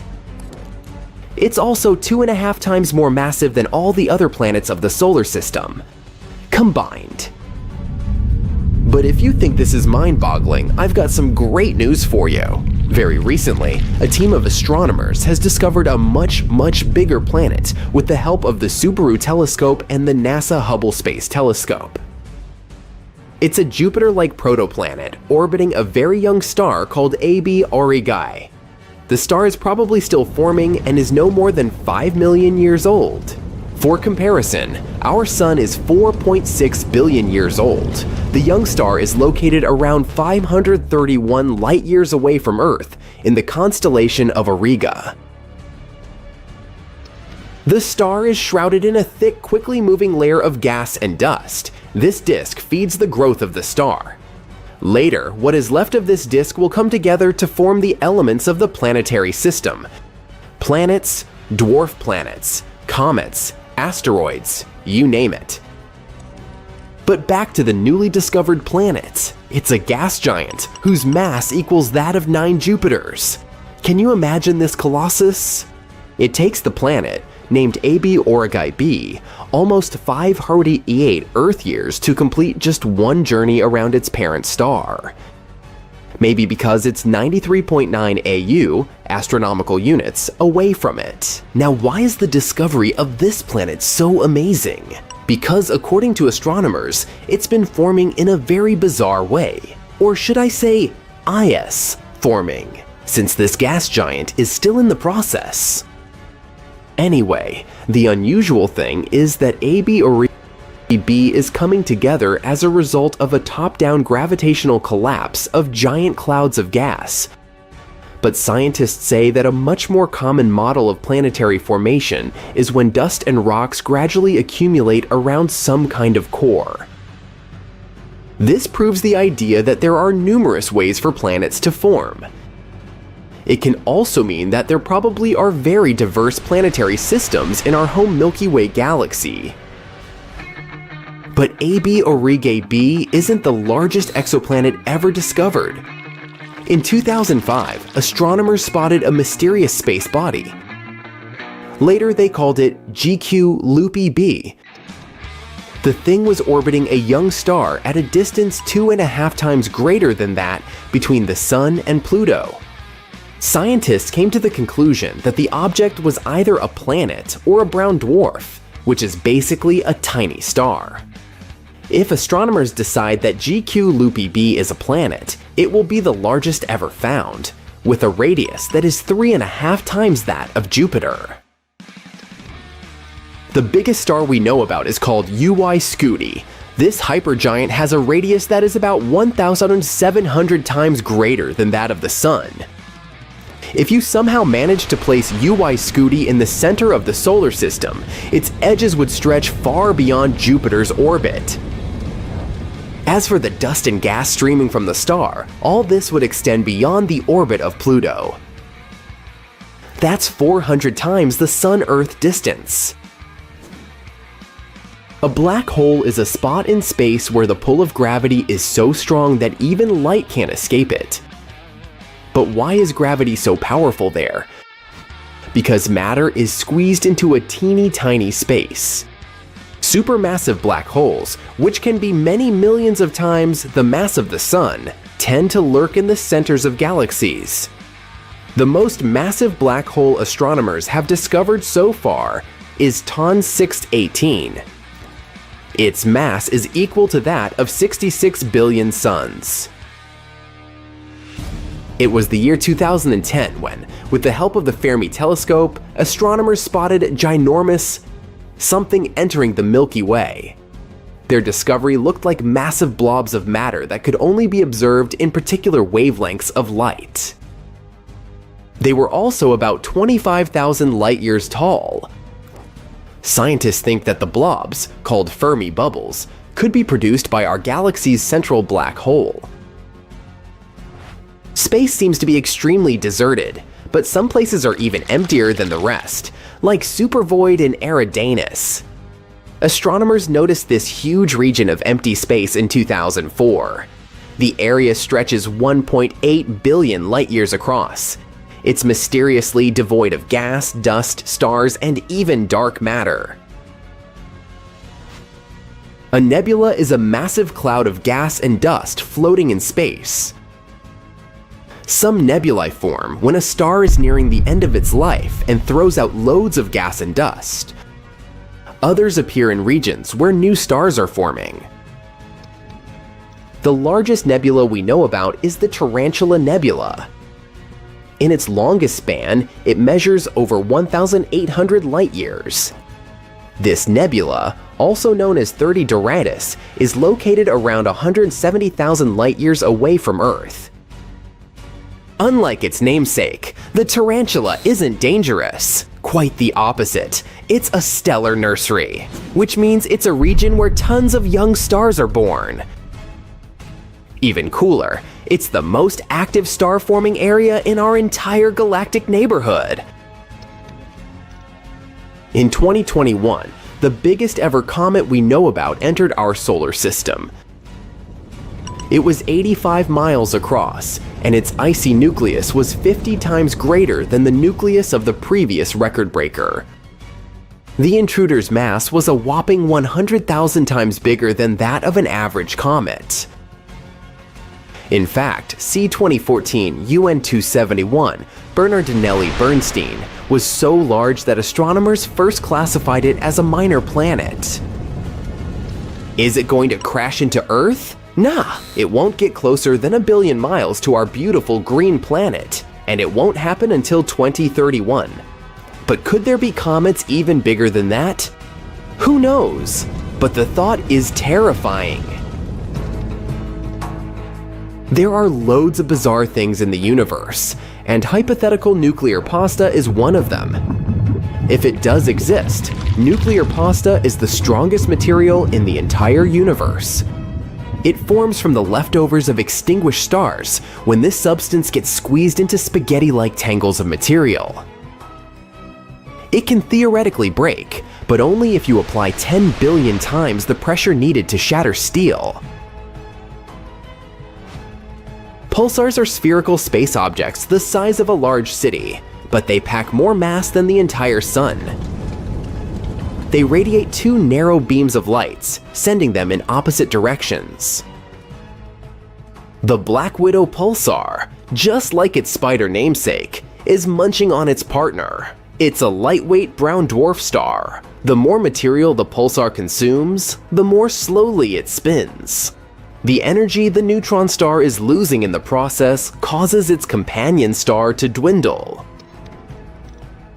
Haumea is a dwarf planet orbiting in the Kuiper Belt, a donut-shaped ring of objects around the Sun that extends just beyond the orbit of Neptune. The mini-planet has a bizarre elongated shape and 2 moons. The day on this planet lasts just 4 hours, which makes it the fastest spinning large object in the solar system. But the most mysterious thing about Haumea is that the planet has a thin 40-mile wide ring circling it. What is it? Where did it come from? No one knows. Could be the result of a collision that happened in the distant past. The 18th brightest star in the night sky, Fomalhaut, is a terrifying sight. It's dubbed the Eye of Sauron because of a ring of dust and debris circling it. It makes the star look like a giant eye staring into your soul. The intimidating star is more than twice the mass of the Sun. It's 25 light-years away from Earth, which isn't that far away considering distances in space. Look at this butterfly. Its wingspan is more than 3 light-years, and the structure inside this nebula is one of the most complicated ever observed. The nebula's central star, a white dwarf, is heated to an incredible 450,000 weight AF. It means it was formed from another gargantuan star more than 5 times the size of the Sun. The white dwarf is surrounded by a thick disk of dust and gas at the equator. That's what probably makes the whole structure look like an hourglass, or a butterfly.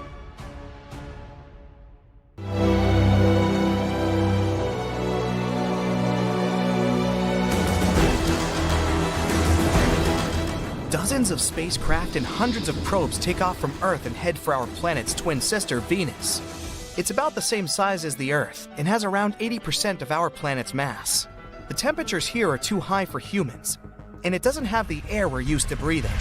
But we went there because scientists recently found traces of phosphine gas, which suggests that life might be there. Phosphine comes from various microbes and bacteria, so humanity goes on this journey to discover this life. With our technology, a flight to Venus would take 3.5 to 6.5 months, but we finally made it. Spaceships are landing on the planet, and when the first humans come to the surface, they see heat-scorched deserts, lava lakes, and geysers of poisonous acid. And that's it. Scientists miscalculated the radio telescope data. Phosphine never existed on Venus. So we're going back to the rockets, and we're getting ready for a longer trip across our galaxy. The scientists believe that there's at least 36 civilizations in the Milky Way that are similar to ours. They could be living organisms completely different from us. They may have different bodies, different eyes. They may walk and talk in a very different way than we do. But an advanced civilization has several criteria: technological progress and the use of developed communication between individuals. So, these civilizations must explore space, build cities, and be able to communicate with each other as independent species. Let's look at our galaxy and find these civilized worlds. So, the Milky Way is a spiral of 100,000 light-years from side to side. If a star is born at one end of it in a super powerful blast, the light from that event won't even reach the other end until 100,000 years later. There's about 100 billion stars, and near each of them, there may be worlds similar to our solar system. Let's try to find these habitable worlds using giant sieves. First, we look for stars that have a lot of iron. Such stars burn at the perfect temperature for the development of life. And the iron in the star system will help form the cores of planets that will be home to another civilization. We sift the Milky Way through our sieve. We see that there are too many stars that fit the description, so we need another filter. Now let's find stars that look like the Sun in this pile. The star must be about 100 times larger than the Earth and 333,000 times heavier. An important criterion is the age of the star. When a star gets old, it begins to expand and turns into a red giant. At this time, it can absorb the planets around it. The life of such a star can end with a huge blast that destroys everything around it. So the star we're looking for must be relatively young. Let's use our sieve again. There's fewer stars, but still that's a lot. Now let's focus on the planets. They should be in the habitable zone of the star. Not too close to a star because then the temperature would be too high for life to be born. And not too far away. Then the planet would just be an ice block with nothing living on it. The temperature of the planet must allow the water to remain liquid. Another filter is the age of the candidate planet. It takes time for an advanced civilization to develop. Based on the experience of Earth, scientists believe that it takes at least 4.5 billion years for any life form to evolve to the human level. So we're looking for planets similar to Earth or older. We use our sieve one last time, and voila! We have 36 worlds where an advanced civilization is possible. Scientists conducted this study and published it in April 2020, based on these very criteria. All that's left is to discover these civilizations and make the first contact. We can detect such a civilization by using radio waves that come from it. Suppose there's a planet A with primitive living organisms on it. Millions of years of evolution, and they'll become a civilization with advanced technology. Radio waves will be the way they communicate. Then the whole planet will emit radio waves like a star emits light. And here on Earth, we'll be able to pick up this signal with antennas pointed into space. But there's a problem with the distance between the planets. For example, Planet A is 1,000 light-years away from the Earth. When Planet A starts emitting radio waves, these signals won't reach us until 10 centuries later. We learned to emit and receive radio waves in 1895. And if the civilization on Planet A emitted a radio signal at the same time, we won't be able to pick up that signal until 2895. It'll be the same on Planet A. We sent a message in the form of a radio signal into space in 1974. In this signal, we encoded our number system, human DNA, and information about our solar system. If there's an advanced civilization on Planet A, they'll be able to receive this signal only in 2974, and we'd have to wait another millennium to get a response from them. Another problem with radio waves is that they don't look like a constant glow on the planet, but like a flare. Radio waves are only used at a certain stage of civilization. At first, it's the primary method of communication, but then we begin to use cell phones, cable TV, and fiber optics. And as technology advances further, our radio wave light begins to fade out. So we only have about 100 years of active radio use by civilization to find it. One day we caught a strange radio signal of an unknown origin. Its characteristics suggested that the signal was created artificially, perhaps by an outer space civilization or a passing starship.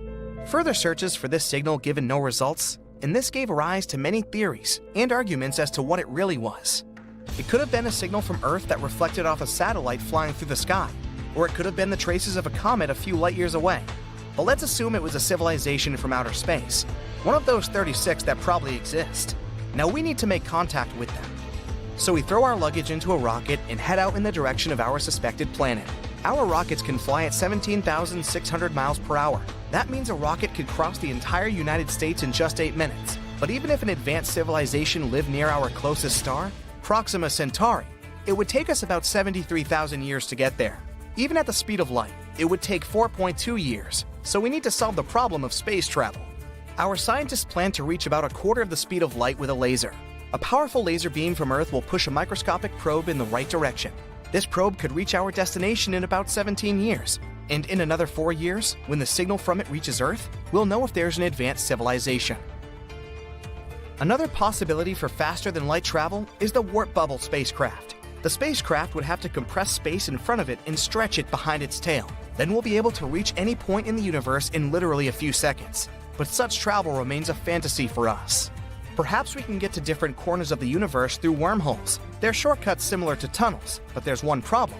These wormholes might be inside black holes. They're the most mysterious objects in the universe. They're so heavy that even light can't escape their trap.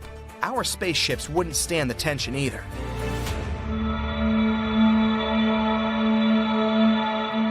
There's also a theory that Earth is unique because it was born under completely accidental circumstances. 4.5 billion years ago, our planet was a block of lava that began to cool and solidify, but its tranquility was broken by an asteroid the size of an entire planet flying by. The collision occurred at such an angle that the Earth was not completely destroyed, but part of the asteroid remained in our orbit. A heavy rock near our planet stabilized Earth's rotation, and the gravitational interaction with the giant debris caused our core to heat up. In addition, the asteroid brought a lot of water to Earth. Such a collision is extremely unlikely. It's like winning the lottery, many times in a row. But so far, we have no reason to believe life in outer space exists. Just as we have no reason to believe that there's no advanced civilizations in the universe, except for ours. Oh, fasten your seatbelts. We're setting course for the most bizarre places in our universe, and you'll see the most mysterious phenomena few people have ever seen before. Recently, astronomers have discovered that the supermassive black hole at the center of our home Milky Way galaxy might be leaking. Why is it a significant change? Because it might mean that this black hole, called Sagittarius A star, whose mass is 4.1 million times the mass of our Sun, isn't a sleeping giant as previously thought. It might still be active. And the leakage, recorded by scientists, may be the hole hiccuping while swallowing clouds of gas. Hey, I've been known to do that from time to time. During the research, the team of astronomers used the Hubble Space Telescope. It helped them spot a jet that looked like a blowtorch. It was pushing into clouds of hydrogen at the center of our galaxy. The jet seemed to spew gas like a hose directed into a pile of sand. This often occurs around other active black holes surrounded by the material drawn to them by their immense gravitational pull. Some of this material gets pulled into the black hole, but a small part of it gets swept outward by powerful magnetic fields. The research suggests that when a giant gas cloud gets too close to our supermassive black hole, it gets swallowed, and then the hole belches small jets of matter. Fermi bubbles might be the result of the belches that occurred around 2 to 4 million years ago. But recently, scientists have found another giant glowing bubble of hot gas. It aligned with the jet stretching for 35 light-years or more from the supermassive black hole. Astronomers suspect that the jet could have plowed into this bubble of gas and inflated it. Now, let's visit some other breathtaking places in our universe. But be careful, some of them are extremely dangerous. Like this rotating neutron star called the Black Widow pulsar. Just like its spider namesake, it's munching on its partner, a lightweight brown dwarf star. The more material this pulsar consumes, the more slowly it spins. The energy the neutron star is losing in the process causes the companion star to dwindle. If it does exist, nuclear pasta is the strongest material in the entire universe. Formed from the leftovers of extinguished stars, this substance gets squeezed into spaghetti-like tangles of material. It can break, but only if you apply 10 billion times the pressure needed to shatter steel. How about visiting a planet where it rains glass? Nah, I'd rather not. You see, this bright blue exoplanet looks peaceful and slightly familiar. Don't you think it slightly resembles Earth? But this pretty appearance hides the planet's terrifying nature. The winds blow at 5,400 miles per hour on its surface. That's 7 times the speed of sound. But that's not the worst. It rains glass sideways in this scorching hot alien world. Solar tsunamis are a solar phenomenon dubbed Terminator events. These tsunamis take place at the sun's equator. Disastrous magnetic field collisions seem to cause ginormous twin tsunamis of plasma. These tsunamis tear across the star's surface, moving at a speed of 1,000 feet per second. They can last for weeks at a time and happen every decade or so. Now look at this space body. Its nickname is Electric Hyperion. This Saturn's moon is one of the most bizarre-looking moons in the solar system, but its appearance isn't the strangest thing about it. This pumice stone-like rock, pockmarked with countless craters, is also charged with static electricity, and it's flowing out into space. Look at this, a rogue planet with auroras. Lost in space and drifting through galaxies, rogue planets were once flung away from their parent stars. But one of them, 200 light-years away from Earth, is different from the rest. It's a planet-sized object with a magnetic field 200 times stronger than that of Jupiter. This field is so powerful that it generates flashing auroras in the planet's atmosphere. Be sure to stay away from black holes. Do I really need to warn you? Yep, they're some of the most perilous objects in the universe. But how about mini black holes? Unlike their massive siblings, hypothetical mini black holes could be really tiny, not bigger than an atom. Even so, just one minuscule thing would have the mass of 1,000 sedans. One theory claims that tons of micro black holes could have been created right after the Big Bang and the beginning of the universe. Some scientists even go as far as to say that a couple of mini black holes pass through our planet every day. Ooh, I'll bet you like our next stop, a burning ice planet. Faraway Neptune-sized exoplanet Gliese 436b is a paradox. It's made of scorching hot ice. The planet completes one full orbit around the red dwarf Gliese 436 in just 2 days. It means it's traveling remarkably close to its parent star. That might be the reason the planet's temperatures rarely drop below 800 degrees Fahrenheit. But the strangest thing?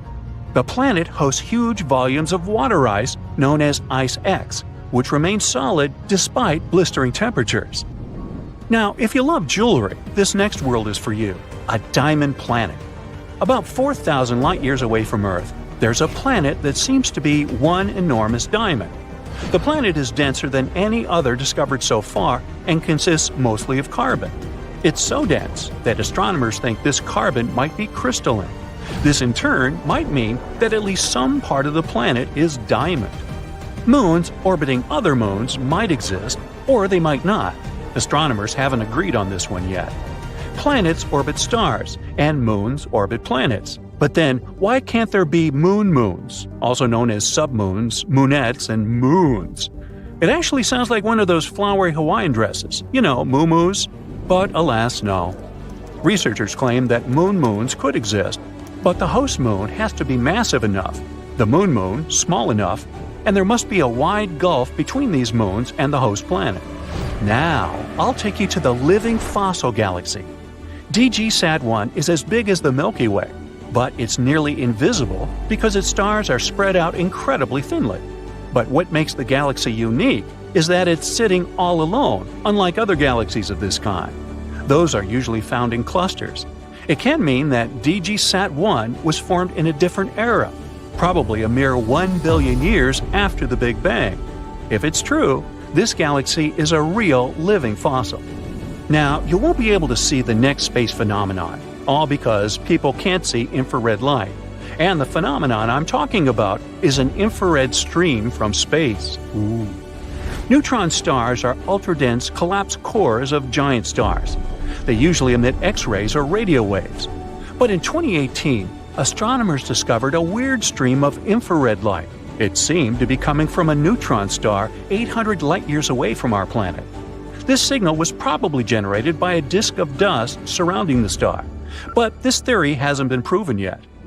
Behind the orbit of Neptune lies the mysterious Kuiper Belt, filled with massive icy objects. The most curious thing about this space formation, though, is that scientists fail to explain the pattern of its movement. The only explanation they have is that Neptune might be hiding from our sight a ginormous planet. This hypothetical planet has already got the name Planet 9, and all we have to do is wait until its existence is confirmed, or not. Let's visit our star, but we need to be careful not to come too close, because the Sun's atmosphere is hotter than the surface of the star. While on the surface, the temperature reaches 10,000 degrees Fahrenheit, the upper atmosphere heats up to millions of degrees. Scientists suspect that explosive bursts of heat from the Sun may have something to do with this unique phenomenon. Now, this space object is also worth visiting. Haumea, a dwarf planet orbiting in the Kuiper Belt, has a bizarre elongated shape and 2 moons. The day on this planet lasts 4 hours, making it the fastest spinning big object in our solar system. But the most mysterious thing about Haumea is that the planet has a thin 40-mile wide ring circling it. Ring-a-ding-ding. In the heart of the galaxy, there lies a mysterious object, the likes of which no astronomer has ever seen. It streaks across the sky like a shooting star on caffeine. So, what is this mysterious blob? And how is it related to the black hole in the center of our galaxy? Let's find out. This thing is called X7. It's the mysterious blob that's been hanging around our galaxy's supermassive black hole for decades. Some even say it's been lurking around there for, hundreds of years. We know a few things about X7. For example, it weighs around 50 times as much as Earth. It may sound like a lot if you're an Earthling, but in space, that's like a tiny drop in the ocean.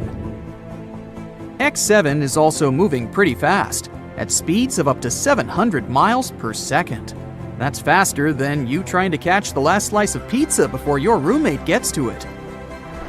But what in the world is this thing? A magic star we've never seen before? An extraterrestrial spaceship? Well, there are some theories connected to the blob's future tragic fate. Unfortunately, X7's days are numbered. Right now, it's on a 170-year-long elliptical orbit around the supermassive black hole at the center of the Milky Way. But it's not going to make it that far. Each year, it's spiraling closer and closer to the black hole. In just a few years, it will become spaghettified. Yes, that's a real scientific term. And finally get sucked in, never to be seen again. There are supermassive black holes in the centers of all galaxies, including our very own Milky Way. These black holes are so massive that they warp space-time, causing nearby stars to orbit around them at incredible speeds. They serve as cosmic vacuum cleaners that suck in anything and everything that comes close enough. The black hole in our galaxy is called the Sagittarius A star. Sounds like the name of a fancy Hollywood celebrity, doesn't it? But this celestial object is far more impressive than any mere mortal. It's about 4 million times more massive than our sun, which means it could probably eat our entire solar system for breakfast. But don't worry, these black holes may seem really scary, but in reality, they're too small to compete with an entire galaxy. They'll just suck in a couple of the nearest stars, and that's all. Also, Sagittarius A star doesn't seem to have a very good appetite. It's been observed to be pretty quiet lately, which is good news for us. But even if it were super greedy, it wouldn't pose any threat to us. This black hole is over 26,000 light years away. From Earth, we can see it in the Sagittarius constellation. In 2022, the Event Horizon Telescope collaboration released the first ever image of Sagittarius A star. It took years of collaboration and technology to capture this stunning image. And this is our second photo of a black hole in history. The first one was released in 2019, and it showed the supermassive black hole called M87 star. Yes, they both have star in their names. Don't try to make it make sense. Anyway, you may remember this photo as the first ever image of a black hole ever. It went crazy viral across the internet. And this black hole, M87 star, located in the Messier 87 galaxy, is way scarier than Sagittarius A star. You thought 4 million solar masses is impressive? Then how about 2.5 billion solar masses? M87 is a real monster. It's also known for its powerful jets of plasma, which are so energetic that they extend thousands of light years from the black hole's center. If M87 were a superhero, it would be Iron Man, with his repulsor beams on full blast. Now technically, you can't take a photo of a black hole itself, since it's, well, black. No light can escape its grasp. But the glowing orange ring in this photo shows the matter surrounding Sagittarius A star. It's called the accretion disk, a swirling disk of hot gas that spirals the center, heating up to millions of degrees in the process. It's like a giant fiery vortex, but with no escape. And the shadow in the center indicates the black hole itself. Inside that shadow, there's an event horizon. The event horizon is the boundary around the black hole, beyond which nothing, not even light, can escape its gravitational pull. It's the point of no return, where the gravitational force is so strong that even the fastest object in the universe, light, can't escape. Once you cross the event horizon, you're doomed to fall toward the center of the black hole, where the laws of physics as we know them break down. And this is exactly the fate that awaits our unfortunate X7. Right now, the pure blob is getting stretched and yanked by powerful tidal forces. By the way, before it meets its untimely demise, X7 is expected to put on a bit of a show. Its closest approach to the black hole, called periastron, is projected to happen in 2036. And when it finally gets torn apart by the Sagittarius A star's gravitational forces, there may be some cool fireworks to see. But this is not the most important thing. The funny part is, X7's future end may help us finally understand what the heck even is this thing. A team of scientists have been studying how a strange blob orbits the black hole. And that's when they discovered that X7 has stretched to almost twice its initial length. And what does that mean? Well, it suggests that X7 is most likely made of debris ejected during a recent collision between two stars. Yep, you heard that right, a space car crash. Imagine this. Two stars fall in love and start circling each other for many years. After that, they finally merge together. At this moment, they eject tons of gas and dust. And perhaps this cosmic dance created our blob baby, X7. It's basically like the crumbs left on the table after a giant space feast. Something like this is actually pretty common, especially around black holes. It's like a galactic fender bender, that sends debris flying everywhere. Actually, the universe is full of mystery blobs. They're called the G objects. No, they're not the G-men from Men in Black, but they're just as mysterious and elusive. These guys have been puzzling astronomers for more than 20 years. They look like gas clouds, but behave like stars. It's like they can't decide whether they want to be a cloud or a star. Come on, guys, make up your mind. G objects stretch out at the closest point to the central black hole, but emerge intact, like a rubber band that stretches but doesn't break. Scientists think that they're the stars that have merged together into one. And while doing that, they also produce a huge cloud of gas that hides the result from view. Kinda like when you're wearing a bulky sweater, so that no one knows that you've put on a few extra pounds. And then a study published in 2021 found that one of these objects, G2, was actually a molecular cloud concealing 3 baby stars. Talk about a plot twist. But X7 is the black sheep of the strange blob family. It's significantly different from the G objects, like the weird cousin you see once a year at family gatherings.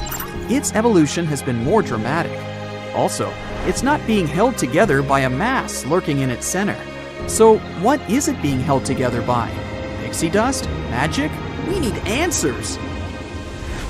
That's why scientists believe that X7 isn't a G object itself, but debris left from it. Or maybe not. We have no idea. The possibilities are endless, and that's what makes astronomy so exciting. So let's keep our eyes on the skies and see what other strange objects are out there. Who knows? Maybe we'll discover another mystery blob, and this time it's going to be a spaceship. Now that would be awesome. It's dark and incredibly cold. There's no oxygen, there's no water, there's no life. But the James Webb Space Telescope doesn't seem bothered by all this. Its main goal is to find the very first galaxies that formed billions of years ago in the early universe and observe the stars making up distant planetary systems. Its mission is to... But wait, what is that? The James Webb Space Telescope has discovered something absolutely amazing, a star-planet hybrid with very strange clouds. This bizarre world, called VHS 1256b, is actually a brown dwarf. Those are bigger than planets, but too small to classify as stars. They emit some light of their own and are quite hot, but their mass is simply not enough to fuse hydrogen into helium, like full-fledged stars do.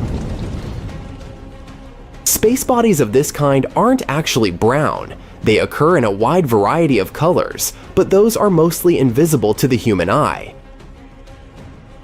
What we can see is the light they emit, and to us, it appears to be dark orange or magenta. The brown dwarf we're talking about is almost 20 times the size of Jupiter.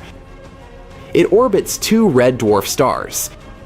And to complete one orbit, the brown dwarf needs 17,000 years. In fact, astronomers found out about this unusual exoplanet in 2016. But at that time, they didn't classify it as a brown dwarf, and thus couldn't explain its puzzling reddish glow. Now, thanks to the James Webb Telescope, they know the space object's origin. Anyway, back to those clouds. As you know, clouds on Earth are made of water vapor, but those on the brown dwarf are different. They seem to be made of sand. It looks like good old sand from Earth, but it's actually not. The clouds are made of tiny particles of silicate. Scientists have been putting forward theories about the existence of such sand clouds on exoplanets for quite some time. But the discovery the James Webb Space Telescope made is the first real proof. The silicate particles on the sandy dwarf are most likely quartz or some other mineral. In size, they're less than a micron, and 1 micron is 1/25 of a thousandth of an inch. In other words, they look like particles in smog. The exoplanet seems to have an atmosphere which contains some water, methane, and other substances and minerals. Interestingly, this atmosphere isn't still. It's constantly undergoing extreme changes. Another cool thing about it, scientists have detected carbon dioxide. And this is only the second confirmed discovery of this gas on a planet outside of the solar system. By the way, the James Webb Space Telescope, with the help of which astronomers discovered our sandy brown dwarf, is an absolutely stunning piece of equipment, around 100 times more powerful than Hubble. Even though the telescope itself is 3 stories high and its size equals that of a tennis court, its mirrors are the lightest large telescope mirrors of all time. When all the 18 mirrors of the telescope were completed during the manufacturing process, their mass was reduced by 92% in comparison to the initial discs. Each mirror weighed a mere 44 liyabas. The telescope's mirrors seem to be gold, but in reality, they're made of beryllium, steel gray, lightweight, and brittle metal. There's indeed a gold coating on each mirror. But they can't be produced entirely out of gold, since this material tends to expand and contract even with small temperature changes. That's why the total amount of gold in the James Webb Space Telescope is less than 2 ounces. James Webb's telescope side is cooling itself down, and its temperature doesn't rise higher than 370 F. That's cool enough to make nitrogen liquid. A truly enormous 5-layered sun shield stretches around the telescope and reflects away as much sunlight as possible, letting the telescope stay cool. The telescope was launched near the equator because Earth spins a bit faster there, and this gave the rocket some extra push. The telescope orbits the sun more than 1 million miles away from Earth, and when it runs out of fuel, it'll keep orbiting the sun indefinitely. On the other hand, even though the telescope wasn't actually designed to be serviced or upgraded, it might potentially be refueled with the help of robots. This would extend its life. Anyway, if you think that our newly found brown dwarf is the only bizarre exoplanet out there, let me show you some other breathtaking worlds. There is an exoplanet that is really something else. Just look at its awesome magenta color. You can find it in the Virgo constellation. The planet is called Gliese 504b. It orbits very far from its parent star, 9 times the distance between the Sun and Jupiter. The planet formed relatively recently and is still glowing with heat. That's why its surface looks pinkish. One of the oldest exoplanets we know about, PSR BC 20-26b, is about 12.7 billion years old. It's almost 3 times as old as Earth. This also means that the so-called Genesis planet formed only about 1 billion years after the Big Bang. The planet is so old that its 2 parent stars have had enough time to evolve into a white dwarf and a pulsar making almost 100 revolutions per second. I bet sunrises on this planet must look awesome. Just 20 light years away from the Sun, which isn't such a great distance when we talk about space, a bizarre rogue planet is roaming the Milky Way galaxy. But even though this planet doesn't orbit any star, it still has an incredibly powerful magnetic field. It's 4 million times stronger than Earth's. The exoplanet also produces amazing auroras. That's why when it was discovered in 2016, astronomers were almost sure they had detected a brown dwarf. But later, scientists got some proof that this space object wasn't big enough to be a brown dwarf. The planet sure is a mammoth among its peers. It's 1.2 times as wide as the largest planet in the solar system, Jupiter, and more than 12 times as heavy. Astronomers think the exceptionally strong magnetic field helps the planet produce auroras. But the most curious thing is that they're generated in a different way than auroras on Earth. It might be because the exoplanet's moon helps the planet create mesmerizing light shows. The next exoplanet isn't like any other. It's often called Super Saturn or Saturn on steroids. That's because J1407b has a colossal system of rings. They're 640 times as large as those our Saturn has. This bizarre world is the only planet we know about that has rings similar to Saturn's. If you moved this giant to our solar system and used it to replace Saturn, its rings would look many times larger than a full moon. An exoplanet called WASP-12b munches on the light coming from its star. It's one of the darkest worlds people know about, all because its day side consumes light rather than reflects it back into space. The egg-shaped planet is giant, twice the size of Jupiter, and it traps more than 94% of the light that reaches its atmosphere. It might be the main reason for the temperatures on the surface of the planet that can rise up to 4,600 staff. The night side of the planet isn't as hot as its day side, a mere 2,200 giraffe. The difference in temperature makes water vapor and clouds gather above the surface of the planet, and from time to time, swirls of material from the planet's superheated atmosphere spill onto its star. What a view! Discovered in 2017, Kelt 9b is one of the hottest exoplanets we know of. The temperatures there can reach 7,800 AOS. For comparison, the temperatures at the surface of the Sun reach 10,000. The planet is probably so insanely hot because it orbits extremely close to its star, Kelt 9, which is way hotter and bigger than our Sun. Experts believe that the giant star might one day evaporate the entire planet.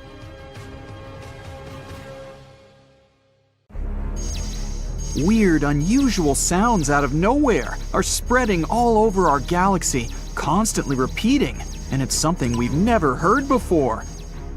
Scientists discovered it in 2020, and it was nothing like any of the other energy signatures they ever studied. Powerful and bright radio signals occurring from time to time, mysteriously disappearing within a day. It doesn't fit the profile of any space body we know. The signal is a bit irritating, and it disappears without a schedule. When scientists tried to match the signal with some other telescopes, it was gone. Low-mass stars sometimes flare up with radio energy, but not here, since they mostly have X-ray counterparts. Very dense collapsed stars, like pulsars and magnetars, are also not a choice. The closest solution they got is a mysterious class of objects we know as the Galactic Center Radio Source, GCRT. It's a radio source that brightens and rapidly glows. It decays near the center of our galaxy and could help us unravel the mysteries of the universe. If you had a flying car that could go up at a speed of 60 miles per hour, you'd only need 1 hour to get into space. The moon is a little bit farther, 250,000 miles, which is about 10 times the circumference of our planet. That means a moon trip would be like taking a tour around the globe and doing it 10 times straight, which would take less than 6 months. A trip to Pluto would take over 800 years. Proxima b is the closest Earth-like neighbor we have. It's a small rocky world that orbits the closest stellar neighbor of our Sun. It orbits the star's habitable zone, an area that's far enough from any star to have moderate conditions, not too cold and not too hot for liquid water to at least hypothetically exist. If you tried to travel to Proxima b at a speed of 25,000 miles per hour, which is the speed of the Apollo moon rockets, it would take you over 112,000 years to get there. You might not be able to breathe there. No one knows if Proxima b has an atmosphere. Humans explore the universe all the time, but we can only see around 5% of the matter up there. And Albert Einstein was the first one that realized the empty space is not really nothing. The rest we can't see is actually made up of invisible matter, also known as dark matter. It's about 27%, combined with something called dark energy, which is 68%. If you try to pour water into space, of course, outside of a spacecraft, it would immediately boil away or vaporize. That's because there's no air or air pressure in space. As air pressure lowers, the temperature you'd usually need to boil water at also gets lower. Keeping that in mind, water boils way faster on a mountaintop than, for example, at sea level. There's no air pressure in space, so water could boil at a very low temperature. Scientists believe that there are at least a couple of billion galaxies out there. We don't know the real number, and probably never will, but they tried to calculate it by counting how many galaxies we can see in a pretty small and restricted area of the sky. It may seem as if the universe was filled with stars and a couple of planets here and there, but our home galaxy has at least 100 billion planets. If you fill a balloon with helium and release it, you'll notice it floats very high. It'll go up into the atmosphere, but it won't go into outer space. The higher you go, the thinner the air in our atmosphere gets. Your balloon will rise up until the point where the atmosphere surrounding it has the same weight as the helium inside it. That will happen at approximately a height of 20 miles above the surface, so this is as far as a helium balloon can rise. We don't really know how big the universe is. We can't see its edges, nor do we know if it even has an edge. We use technology to see out to a distance of around 14 billion light-years from our planet. This means we can see around 28 billion light-years in diameter across, starting with the outermost layer of our atmosphere that ends at around 600 miles above our planet's surface. Although the size of the universe is constantly changing and gets bigger through time. Mercury is closest to the Sun, so most people think it's the hottest planet too. Still, Venus is the hottest planet. It's the second planet away from our central star, around 30 million miles farther from the Sun compared to Mercury. Mercury doesn't have an atmosphere, which is like some sort of a warming blanket that helps maintain the heat coming from the Sun. Venus has an unexpectedly thick atmosphere, around 100 times thicker than the one we have. Its atmosphere doesn't let the heat out, it just keeps it, and constantly makes Venus hotter and hotter. Also, it mostly consists of carbon dioxide that freely lets solar energy in. But it's less transparent to lose long wavelength radiations that the warm heated surface emits. The average temperature there is around 875 degrees Fahrenheit, which is hot enough to melt tin. The maximum temperature on its neighbor, Mercury, is 800 degrees Fahrenheit. In maybe 2 or more billion years, it will be way too hot for life to exist on our precious planet. As the hundreds of millions of years go by, our sun will keep getting hotter and brighter. Eventually, temperatures will be so high, our beautiful oceans will be wiped away. Since they produce 70% of the oxygen we need to survive, there'll be no life without them. All of this means that our planet will simply become a vast desert, something like Mars is today. Pluto, a very distant used-to-be planet, now dwarf planet, is actually smaller in diameter than the entire US. The biggest distance there, from Maine to Northern California, is approximately 2,900 miles, while Pluto is only 1,473 miles across. Pluto is very far, but the edge of our solar system is 1,000 times farther away than this dwarf planet. But astronomers found many space objects orbiting our sun way farther than Pluto, such as Kuiper Belt objects and trans-Neptunian objects. There's also an Oort comet cloud that goes half a light year from Pluto, also 1,000 times farther. A neutron star is really heavy. Just a teaspoon filled with it would weigh 6 billion tons. Neutron stars are something that remain from huge stars that have run out of fuel. The fading star explodes, and its core falls apart, but due to gravity, it forms an extremely dense neutron star. These stars typically have a mass of up to 3 suns, but the radius there is around 6 miles, because this is one of the densest things in our universe, at least that we know about. The universe has a color, and it averages to be some kind of beige. or as they call it, cosmic latte. It also has its own smell that reminds you of seared steak or hot metal. At least, that's something astronauts floating in space have said. If you want to build a spacesuit, get ready to work really hard. It takes 5,000 hours to make it and will cost you $1 million. A really good one will have 11 layers of material and weighs about 110 pounds. And it needs to be comfortable. You'll need more space in there because you grow up to 2 inches when in space. When you're floating around in space, Earth's gravity doesn't have any impact on you. That's why the vertebrae in your spine might expand and relax a little bit, which means you'll be maybe 3% taller. For 6 feet, it's about 2 extra inches. Oh, don't worry, it's not permanent. As soon as you go down to Earth, you'll shrink back down to your normal size within a couple of months. Space isn't the best option if you want to have a conversation with your friend. Because up there, sound doesn't travel at all. Molecules there are so far apart that sound vibrations can't reach them, which automatically means they can't vibrate, so we can't hear them. Movies are not accurate with this. No one could hear you screaming in space, too. We kind of live inside our sun. The sun is not just that big hot ball of light located 93 million miles away from us. Its outer atmosphere is way bigger. It extends far beyond the surface we can see. Our planet's orbit goes through its tenuous atmosphere. The evidence is when gusts of the solar wind generate the southern and northern lights.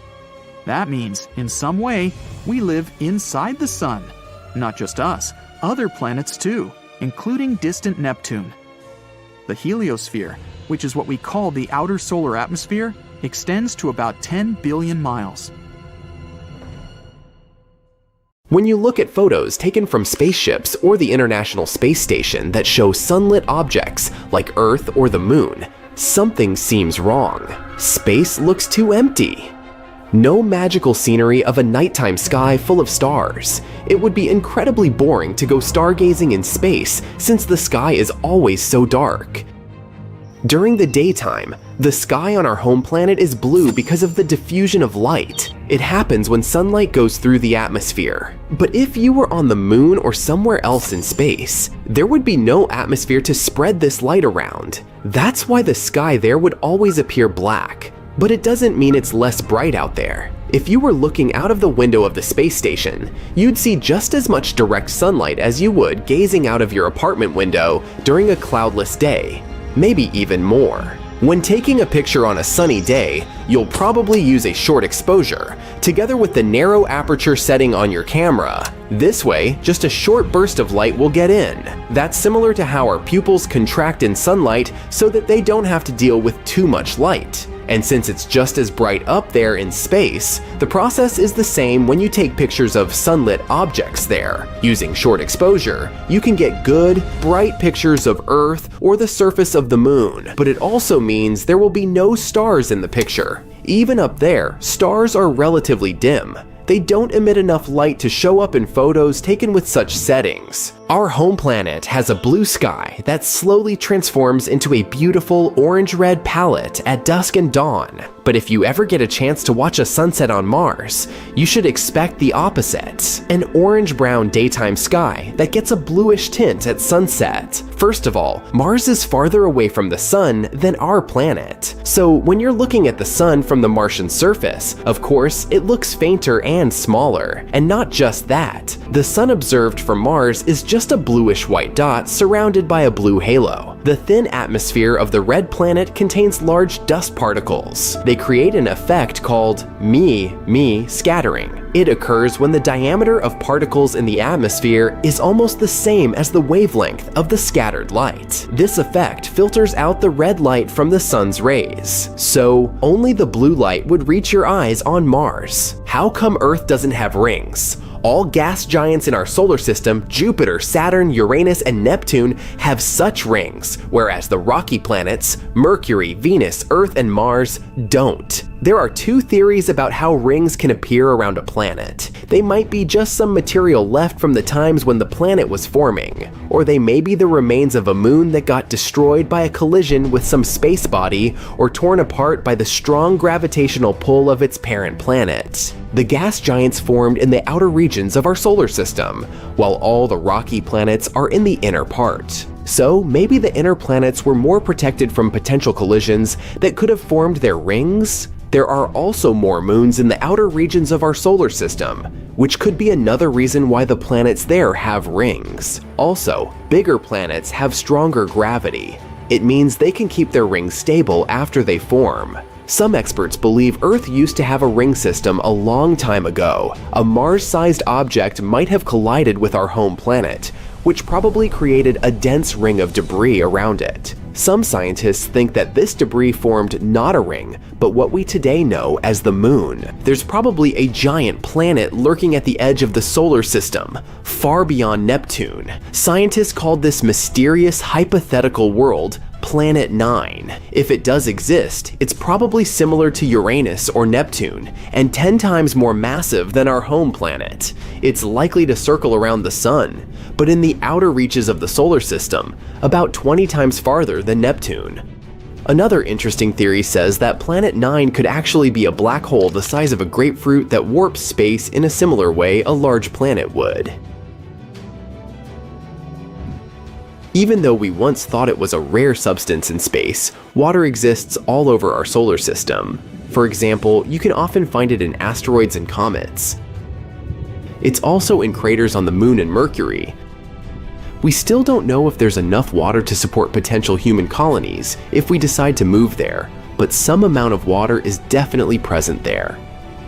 Mars has water at its poles too. It's mostly hidden in the layers of ice and probably under the planet's dusty surface. Europa, Jupiter's moon, has some water too. This is the most likely candidate we know about to host life outside Earth. There's probably a whole ocean of liquid water under its frozen surface. It might actually contain twice as much water as all of Earth's oceans combined. Neptune is unexpectedly warm, even though it's 30 times as far from the sun as our planet and receives less sunlight and heat, but it still radiates way more heat than it gets. It also has way more activity in its atmosphere than you'd suspect, especially if you compare it to its neighbor, Uranus.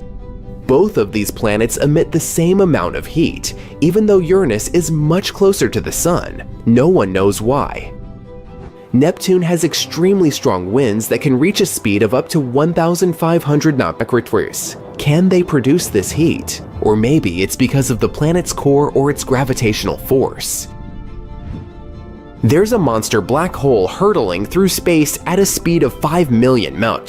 Scientists located it with the Hubble Space Telescope. They believe it weighs as much as 1 billion suns. It was supposed to stay put in the center of its home galaxy, but some gravitational forces are pushing it around. At one point, this black hole is going to break free from its galaxy and continue roaming the universe. Luckily, it's still 8 billion years away from us. Solar storms are so powerful they could leave us in complete darkness. Back in July 2012, the strongest solar storm in over 150 years narrowly missed Earth. Coronal mass ejections, or CMEs, are large bubbles of ionized gas.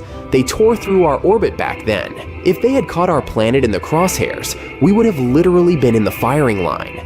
We'd have faced solar matter hurtling toward Earth, damaging computers and causing power outages that would have lasted for months. A surprise solar storm hit us on June 25th, 2022. One photographer even managed to capture stunning bright auroras that flashed across the dawn sky in Calgary, Canada, and lasted for 5 minutes. Vampire stars are a real thing. They're part of a binary star, and they can literally drain the life out of the other star in the system. They do it to keep burning for a longer time. It works like this. A smaller star with a lower mass steals its sibling's hydrogen fuel to increase its own mass. This vampire star then becomes hotter. Plus, its color changes to striking blue. This way, it looks much younger. How sneaky. The color of the universe is dubbed cosmic latte. The light coming from galaxies and stars within them, as well as clouds of gas and dust in the observable universe, have a specific color. It's an ivory tint pretty close to white. The universe is beige because there are a bit more areas that produce green, yellow, and red light than those that emit blue. Colonizing other planets is like the ultimate cosmic adventure. It's a challenge that has captured the imagination of humans for centuries, and it's something that we've always dreamed of doing. One of the most popular candidates for this role is Mars. And this isn't surprising. Mars is a rocky planet that is similar to Earth in many ways, and it even has evidence of water on its surface. This makes it a prime candidate for human colonization. Many scientists and engineers are working on plans to send humans to Mars and establish a permanent settlement there. But what about the other candidates? There are many planets and moons in our solar system, so why not colonize something else? For example, Ceres? Ceres is the ultimate cosmic treasure trove. It's a dwarf planet, not a full-fledged one, just like Pluto. It's located in the asteroid belt between Mars and Jupiter. This dwarf planet is the closest to the Sun, and it's adorably tiny. The entire planet is about the same size as the state of Texas. So why choose it? Because Ceres may be a rich source of valuable resources. The surface of Ceres is covered in craters and other geological features, and scientists believe that beneath its surface, it has a thick layer of water ice, which means that deep underground it may have an ocean of liquid water. If this is true, Ceres could be a valuable resource for future space missions. It could potentially provide a source of water for human exploration of the solar system. So, can we colonize it? And if so, how do we do that? Actually, many scientists and space enthusiasts have proposed this idea. To colonize Ceres, we'd have to use the same methods used to establish colonies on the Moon, Mercury, and the satellites of Jupiter and Saturn. Don't worry, it's not that hard. We just need to figure out how to adapt to a very thin atmosphere, to extreme temperatures and pressure and all the other nasty stuff. But let's stay hopeful. At the end of the day, it all comes down to resources. We'll need water, minerals, silica, and other raw materials. All this would help us to create a self-sufficient colony. And luckily, Ceres is full of these things. So first of all, we could locate the places of residence inside the craters of Ceres. We could build domes there that would protect us from all sorts of dangerous things, like radiation. We could also mine regolith in the asteroid belt. Regolith is a residual soil that appears as a result of cosmic weathering of the rock. Basically, it's something like the surface layer of soil on the Moon. Why do we need it? Well, because we could use it to 3D print the base layers next to the ice, so that our bases would be located near the water. We could then use these base layers to print other structures, like houses. We could also collect ice and organic molecules to create water, and by combining water with regolith, we would get soil in which we could grow plants and food. Wonderful. There's also another option. A colony can be created underground, that is, right next to the icy crust of the planet. Now, if in the future we'll be some kind of super cool scientists, we could try to accelerate the rotation of Ceres, which sounds crazy, but would be pretty beneficial. It would help us to create artificial gravity inside the underground colonies. And speaking of gravity, all of these things may sound cool, but let's discuss the difficulties that lie ahead of us during colonization. To colonize Ceres, we would need to overcome a number of challenges.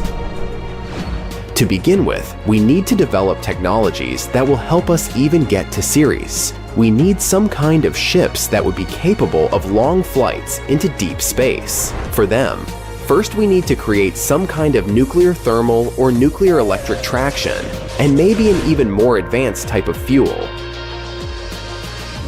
then we'll also need technology to help us sustain life in this small, rocky world. That is, tools to extract and use local resources.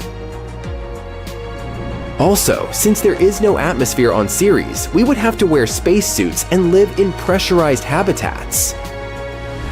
And this is only the beginning. Living on the planet itself won't be an easy task either. For example, what about extreme temperatures, or radiation, or the mentioned incredibly weak gravity? The latter is definitely one of the biggest problems. The gravity of Ceres is only 3% of the Earth's. You wouldn't want to accidentally fly into outer space while playing football, would you? But the fact that any jump could send you on an endless journey isn't the only problem. Even if you somehow stay on the surface of the planet, you'll experience the same symptoms and problems as astronauts who hang out on the International Space Station. For example, loss of muscle mass, decrease in bone density, deterioration of vision, problems with the cardiovascular system. Wow, who would have thought that gravity is so important? So therefore, if we wanted to survive on Ceres, we would need either a bunch of doctors or some kind of artificial gravity. And don't even get me started on how low gravity will slow down production and work. And of course, we can't go anywhere without discussing money. Colonizing Ceres will cost us a huge expense, especially taking into account all of the above. And yet, despite all these things, Ceres still stays one of the best candidates for colonization.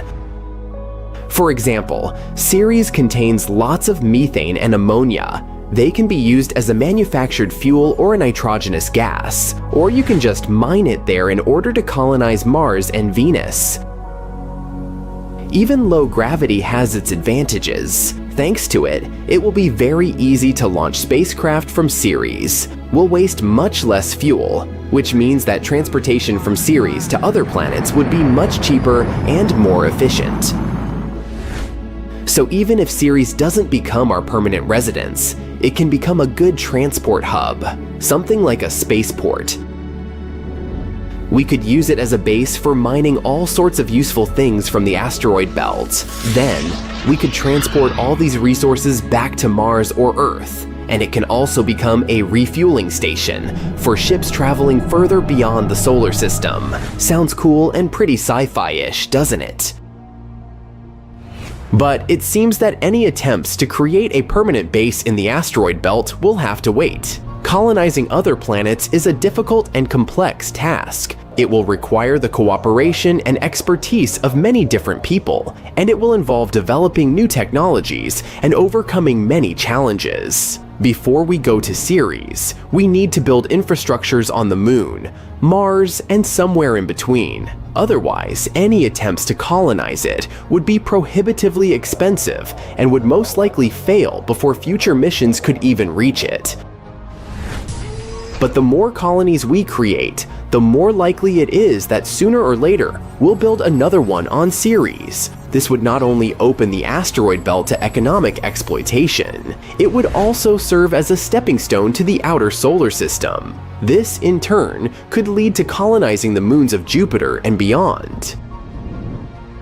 In other words, the rewards of colonizing Ceres could be great. Not only would it allow us to explore and understand this fascinating world, but it could also provide us with valuable resources that could help us to further explore and settle the solar system. Life on Ceres would likely be challenging, but exciting, as humans would be making a new home for themselves and exploring the mysteries of the universe. Just imagine all the new planet-themed restaurants and shops we could have. Welcome to Ceres Mart, where everything is out of this world.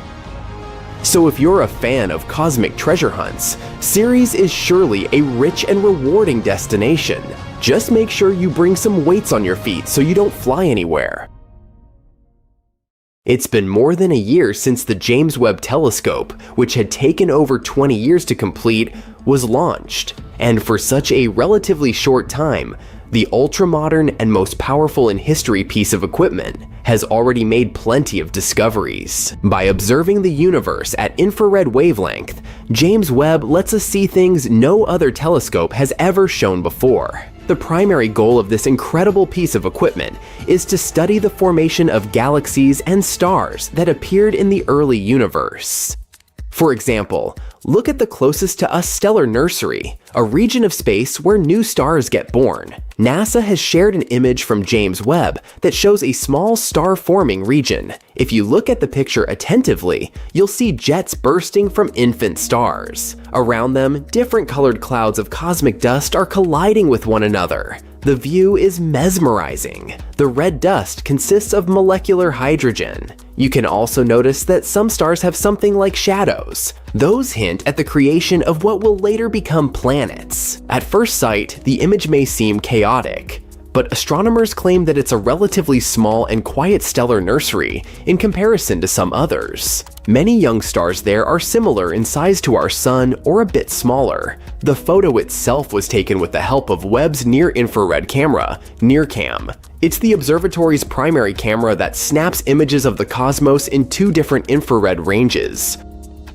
Another amazing discovery the Webb telescope has made is smoke molecules in a distant galaxy. It's the first time such molecules have been discovered so far away from our planet. The galaxy in question lies 12.3 billion light-years away from Earth. It most likely formed about 1.5 billion years after the Big Bang. Despite such a huge distance between the galaxy and our planet, scientists have managed to detect chemical compounds found in soot or smoke. And it's quite a big deal since it has pushed the record for detecting similar, complex molecules back by around 1 billion years. This study has also confirmed the sheer power of the coolest piece of space equipment of all time. It managed to make this discovery despite the fact that the spectrometer needed for the measurements didn't perform to the fullest after having experienced a sudden and surprising degradation.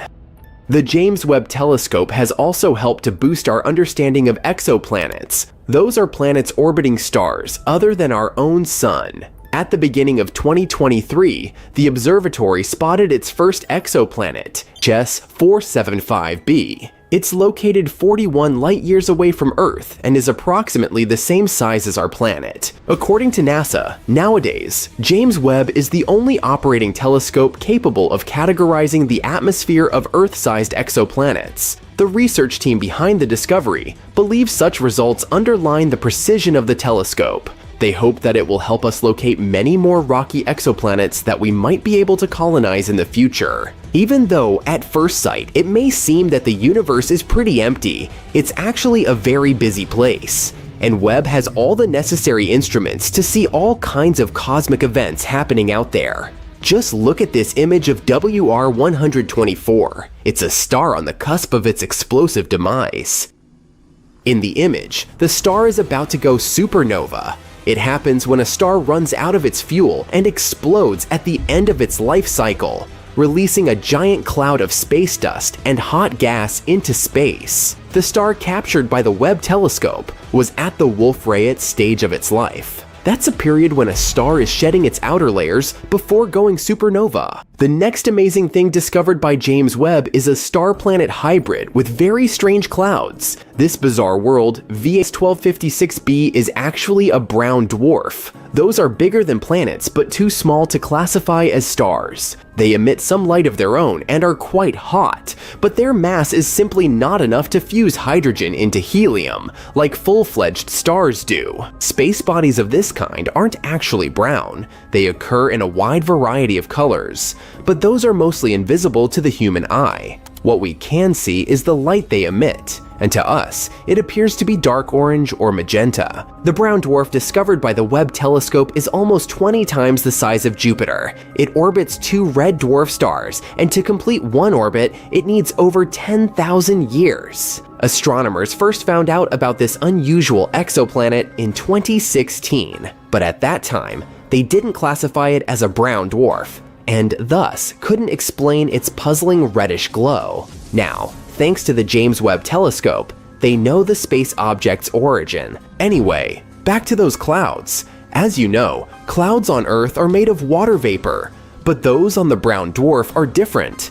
They seem to be made of sand. It looks like good old sand from Earth, but it's actually not. The clouds are made of tiny particles of silicate. Another recent discovery involves several large galaxies that scientists believe were born not long after the Big Bang. They aren't supposed to be there, and no one expected to find them, but the James Webb Space Telescope has spotted them. These galaxies, as massive as our home Milky Way, are full of mature red stars. Astronomers have analyzed the light coming from them and estimated their age. 500 to 700 million years after the Big Bang. It means that they came into being when our universe was very young, almost a baby. But the most bizarre thing about these galaxies is their tremendous size and the age of the stars dwelling there. The data received by the telescope don't coincide with the existing ideas about what the universe looked like and how it evolved in its early years. It also doesn't match the earlier observations made by Hubble. And here, James Webb has captured a distant region of space in unprecedented detail. This section of space is known as Pandora's cluster. In the image, you can see three massive clusters of galaxies coming together and forming a megacluster. The combined mass of these clusters acts as a powerful gravitational lens, and thanks to this natural magnification effect, scientists can see other galaxies in the region. Astronomers claim that the most recent image of Pandora's cluster is stronger and deeper than they have ever seen. James Webb has also managed to spot thousands of young stars never seen before in the Tarantula Nebula. This space formation got its nickname because of the appearance of dusty filaments spotted in previous images. It's the biggest star-forming region in the local group, which includes the galaxies nearest to the Milky Way. The Webb telescope's images have helped to shed light on the composition of the Tarantula Nebula. The telescope has also detected protostars, infant stars in the process of gaining mass. Astronomers expect that these protostars will eventually form and shape the nebula further. Among other discoveries made by the James Webb Telescope, you can see the birth of 50 distant stars. Some of them power protoplanetary disks, which might later form solar systems, light years away from our own. Here is one more image from James Webb. You can see a supermassive black hole that has a mass of 9 billion suns. It's so ginormous and ancient that scientists are struggling to explain its existence.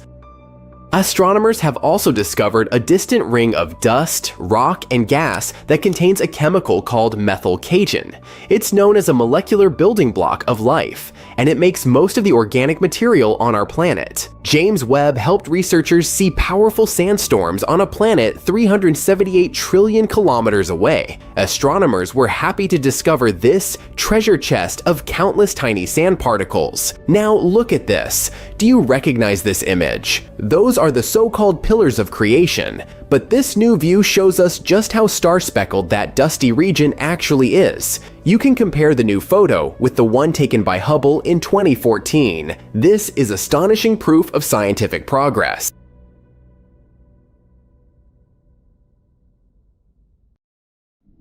Very recently, astronomers have found 3 potential super-Earth planets orbiting a somewhat close orange dwarf star. The term super-Earth is used to describe a planet beyond the solar system with a mass higher than that of Earth, but below those of the ice giants of the solar system, Uranus and Neptune.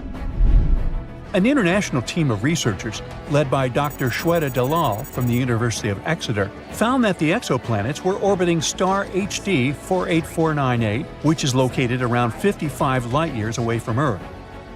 The planets travel around their star in 7, 38, and 151 Earth days, respectively. The study describing these findings appeared in the journal MinRes on the 24th of June, 2024. The coolest thing here is that the outermost exoplanet candidate orbits in the habitable zone of its host star, and the conditions there might be comfortable enough for liquid water to exist on the surface without boiling or freezing. Such habitable regions around stars are also known as the Goldilocks zone and are believed to be ideal for potentially supporting life. Another reason this discovery is so important is that the orange host star is like our Sun, but since it's an orange dwarf, it produces less radiation than our yellow dwarf star. It's also the closest planetary system to host a super-Earth in the habitable zone of a Sun-like star, which makes this discovery super exciting. It can help us move forward in our quest to locate habitable planets around solar-type stars. Who knows? Maybe this planet will be our new home one day. These potential super-Earths were detected thanks to the HARPS and Rocky Planet Search Program. Throughout a decade, the team taking part in this research has collected nearly 190 high-precision measurements using special equipment. By analyzing the spectrum of light coming from a star, astronomers can figure out whether it's moving toward us, this is known as blue shift, or away from us, that's what we call red shift. And still, to make sure their findings were correct, the team used lots of different methods and comparative analysis. Everything confirmed their conclusions. There indeed are 3 planetary candidates with minimum masses ranging from 5 to 11 times the mass of our home planet. The team also believes that the proximity of the star, together with the outermost planet's favorable orbit, can make this system a great target for future studies. Hopefully, further research will open doors for our understanding of planetary systems and the potential of life outside our solar system. Scientists have already discovered more than 5,000 exoplanets, which are planets outside the solar system, since the first such world was confirmed orbiting a Sun-like star in 1995. To find those distant planets, astronomers use different equipment, like NASA's Kepler Space Telescope, launched in 2009. Its mission was to find as many Earth-like planets dwelling in the Milky Way galaxy as possible. But it's not the only instrument used for searching exoplanets. Anyway, now let's look at the most exciting and promising of these worlds. Gliese 667 cc is a mere 22 light-years from Earth. But even though it seems close, it's still around 129 trillion miles away from us. The planet itself is around 3.8 times as massive as Earth and completes one orbit around its host star within 28 days. In other words, a year on that Earth-like planet is 13 times shorter than a year on our planet. Luckily, the star is a cool red dwarf, so the exoplanet most likely lies in its habitable zone. But there's still a chance that this world might be regularly baked by the flares coming from its parent star, which is not cool on many different levels. Kepler 22b is way further away than the previous world, more than 600 light-years away from our planet. It was the very first Kepler planet found in the habitable zone of its star. This world is larger than Earth. It's about 2.4 times our planet size. Sadly, we still don't know whether this planet is rocky, liquid, or gaseous. The orbit of Kepler 22b is similar to Earth's. It takes the planet 290 days to orbit its G-class star, which is kind of like our Sun. But this star is smaller and colder than ours. Another Kepler planet, this time it's Kepler 69c. It lies a whopping 2,700 light-years away from us. This world is also almost 70% larger than Earth. Researchers know nothing about its composition, but they found out that the planet needs 240 days to complete one orbit. This makes its position in its system like that of Venus in our solar system. At the same time, this world might be more habitable than Venus since its host star is a bit less luminous, 80% of our Sun. TOI 733b is a recently discovered world. It was found in 2023. It's out there, 245 light-years away from Earth, and needs just 4.9 Earth days to complete an orbit around its star. But the coolest thing about this planet is that it might have a massive ocean. According to scientists, the planet is likely to be completely covered with water. Does that mean there could be life on the super-Earth? Time will tell. GJ 1214b is located 48 light-years from Earth. This planet is a super-Earth, almost 3 times bigger in diameter and 8 times heavier than our home. It orbits around its red dwarf star faster than you can binge-watch your favorite series, finishing a complete loop every 38 hours. But it's not just the planet's size or orbit that's out of this world. It's pretty hot out there, with mind-melting 450 degrees Fahrenheit. But the coolest thing is that this planet is practically drowning in water. The sizzling temperatures and crazy high pressures on JG 1214b create some cool materials like hot ice and superfluid water. Superfluidity is something that happens in liquid helium when it's almost as cold as it can get.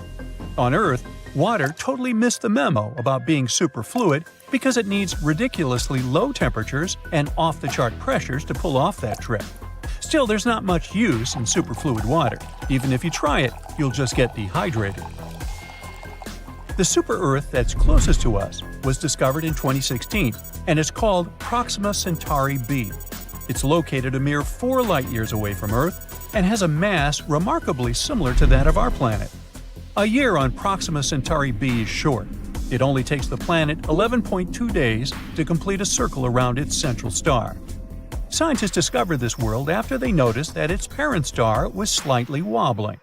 They hadn't been sure what exactly had been happening there until they realized Proxima Centauri b's gravity probably produced pulls and tugs that caused these wobbles. Although the exoplanet is traveling in the habitable zone of its star, Proxima Centauri, it is exposed to extreme ultraviolet radiation, all because it lies very close to its parent star. Also, none of the telescopes that are currently working and exploring exoplanets are positioned well enough to capture the light from the atmosphere of this super-Earth. Most things there are still a mystery to us, even though we're talking about a planet that's really close. Super-Earth TOI 715b orbits a red dwarf, a star smaller and cooler than our Sun. At the moment, such stars remain prime candidates for finding habitable planets orbiting them. Those miniature rocky worlds have far closer orbits than those circling around stars like our Sun. But since red dwarfs are small and cool, the planets don't risk anything when crowding closer. They're still safely within a star's habitable zone. Experts say that TOI 715b might have once had an atmosphere thicker than that of Neptune, and now the planet could be in a transition state where it's losing its atmosphere. To confirm this suspicion, scientists need to do more research, and they might finally learn whether this planet is a watery terrestrial planet. Way out by Saturn, there's an icy moon called Enceladus. And it's literally spitting out ice into space. And that ice contains the stuff life's made of. Oh, and there's a whole ocean hiding under the ice. And who knows what's living in it. Enceladus is only about 300 miles across. It could literally fit inside the state of Colorado. But even though it's super small, it's got liquid water, energy from hydrothermal vents, and a bunch of chemicals that could actually support life. In other words, it's one of the best spots in the solar system where life could exist. Now, rewind about 20 years. NASA's Cassini spacecraft flew by Saturn and noticed something strange. Enceladus was shooting out little jets of icy particles from cracks near its south pole. Later, scientists realized those jets were coming from a giant underground ocean beneath the moon's surface. When they analyzed the frozen grains from those plumes, they found almost all the elements needed for life: carbon, hydrogen, nitrogen, oxygen, and phosphorus. Only sulfur was missing. The only problem was, most of those samples came from Saturn's E ring, a huge ring made of dust and ice that surrounds the planet. And those particles had been sitting out there for decades, maybe centuries, meaning they could have been changed by space radiation. So no one could say for sure if those life ingredients really came from Enceladus itself. But now that's changed. A new study has just confirmed that fresh ice grains, the ones newly blasted out from Enceladus, contain organic molecules, including stuff like nitrogen and oxygen. Here's how scientists figured it out. In 2008, Cassini flew right through one of those icy geysers, and it literally got splattered with tiny particles. They hit the spacecraft's dust detector at insane speed, 11 miles per second. That's fast enough to separate all the molecules, so the team could see what they were really made of. Then the scientists used a technique called mass spectrometry and managed to study those fresh grains in detail. They found molecules that on Earth are part of certain chemical reactions.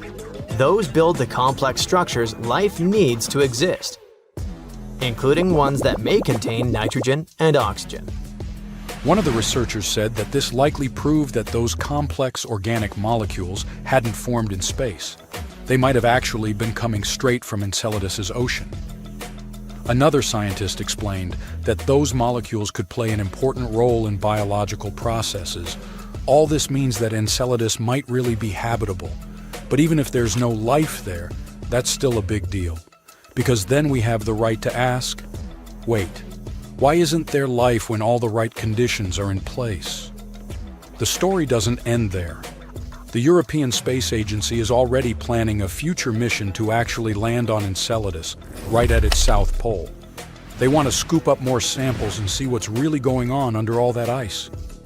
The launch is planned for sometime in the early 2040s, so in just a few decades, we might finally find out whether this tiny frozen moon is home to some bizarre life forms. But Enceladus isn't the only potentially habitable place we know about. Admittedly, the others are beyond the edge of our solar system.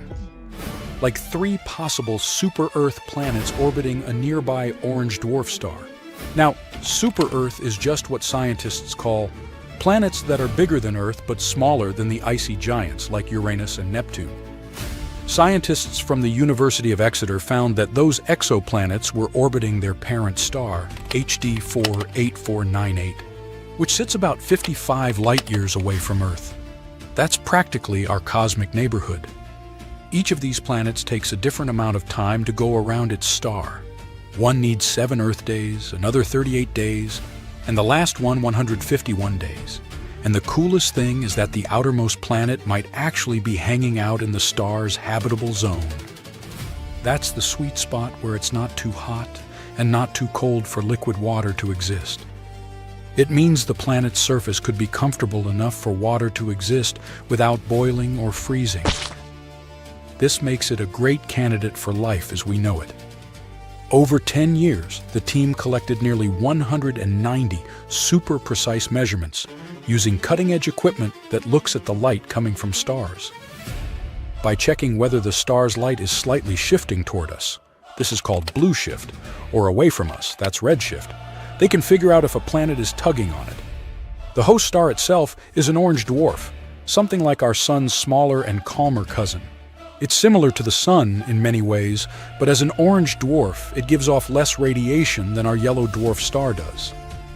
The coolest part is that this is one of the closest planetary systems we've ever found that hosts a super-Earth in the habitable zone around a sun-like star. Now, super-Earths aren't exactly rare. Scientists have found over 6,000 exoplanets since the first one orbiting a sun-like star was confirmed in 1995. To spot such distant worlds, astronomers use all sorts of tools like NASA's Kepler telescope, launched in 2009 to find Earth-like planets in the Milky Way. Let's sneak a peek at some of the most exciting exoplanets out there. Gliese 667 cc is only 22 light-years away, even though that's still about 129 trillion miles from us. It's about 3.8 times the mass of Earth, and zips around its red dwarf star in just 28 days. So a year there is 13 times shorter than ours. Its red dwarf star is cooler, and the planet probably sits in the habitable zone, though occasional stellar flares could give it a sunburn.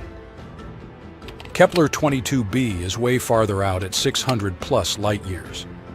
It was the first Kepler planet found in a habitable zone.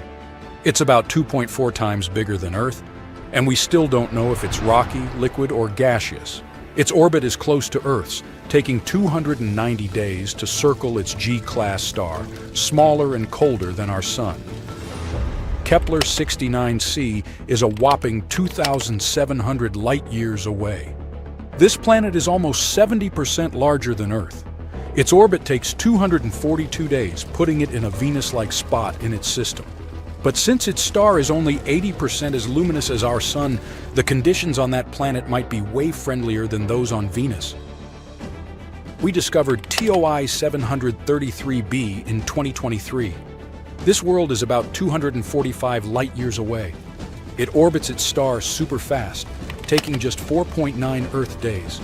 But the coolest thing is that it might be completely covered by a massive ocean. Could there be life in that ocean? Time will tell. GJ 1214b is 40 light-years away, pretty close by space terms. The planet is almost 3 times Earth's diameter and 8 times as heavy.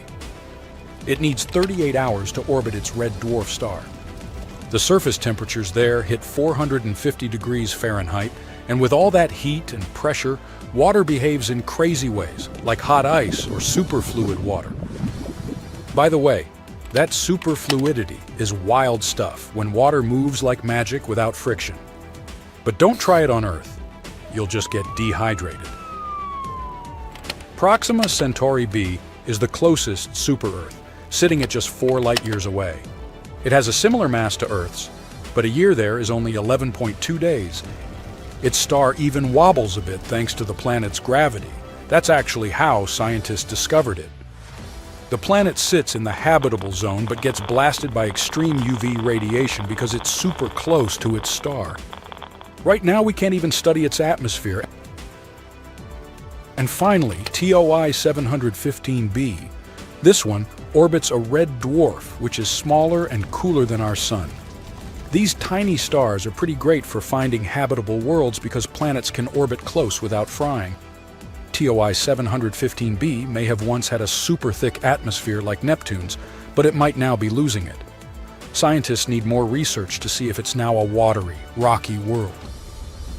In any case, some of these planets might have oceans, some might be way too hot, and some could even be our distant cosmic cousins. Either way, each discovery helps us understand the universe a little better. And who knows, maybe someday we'll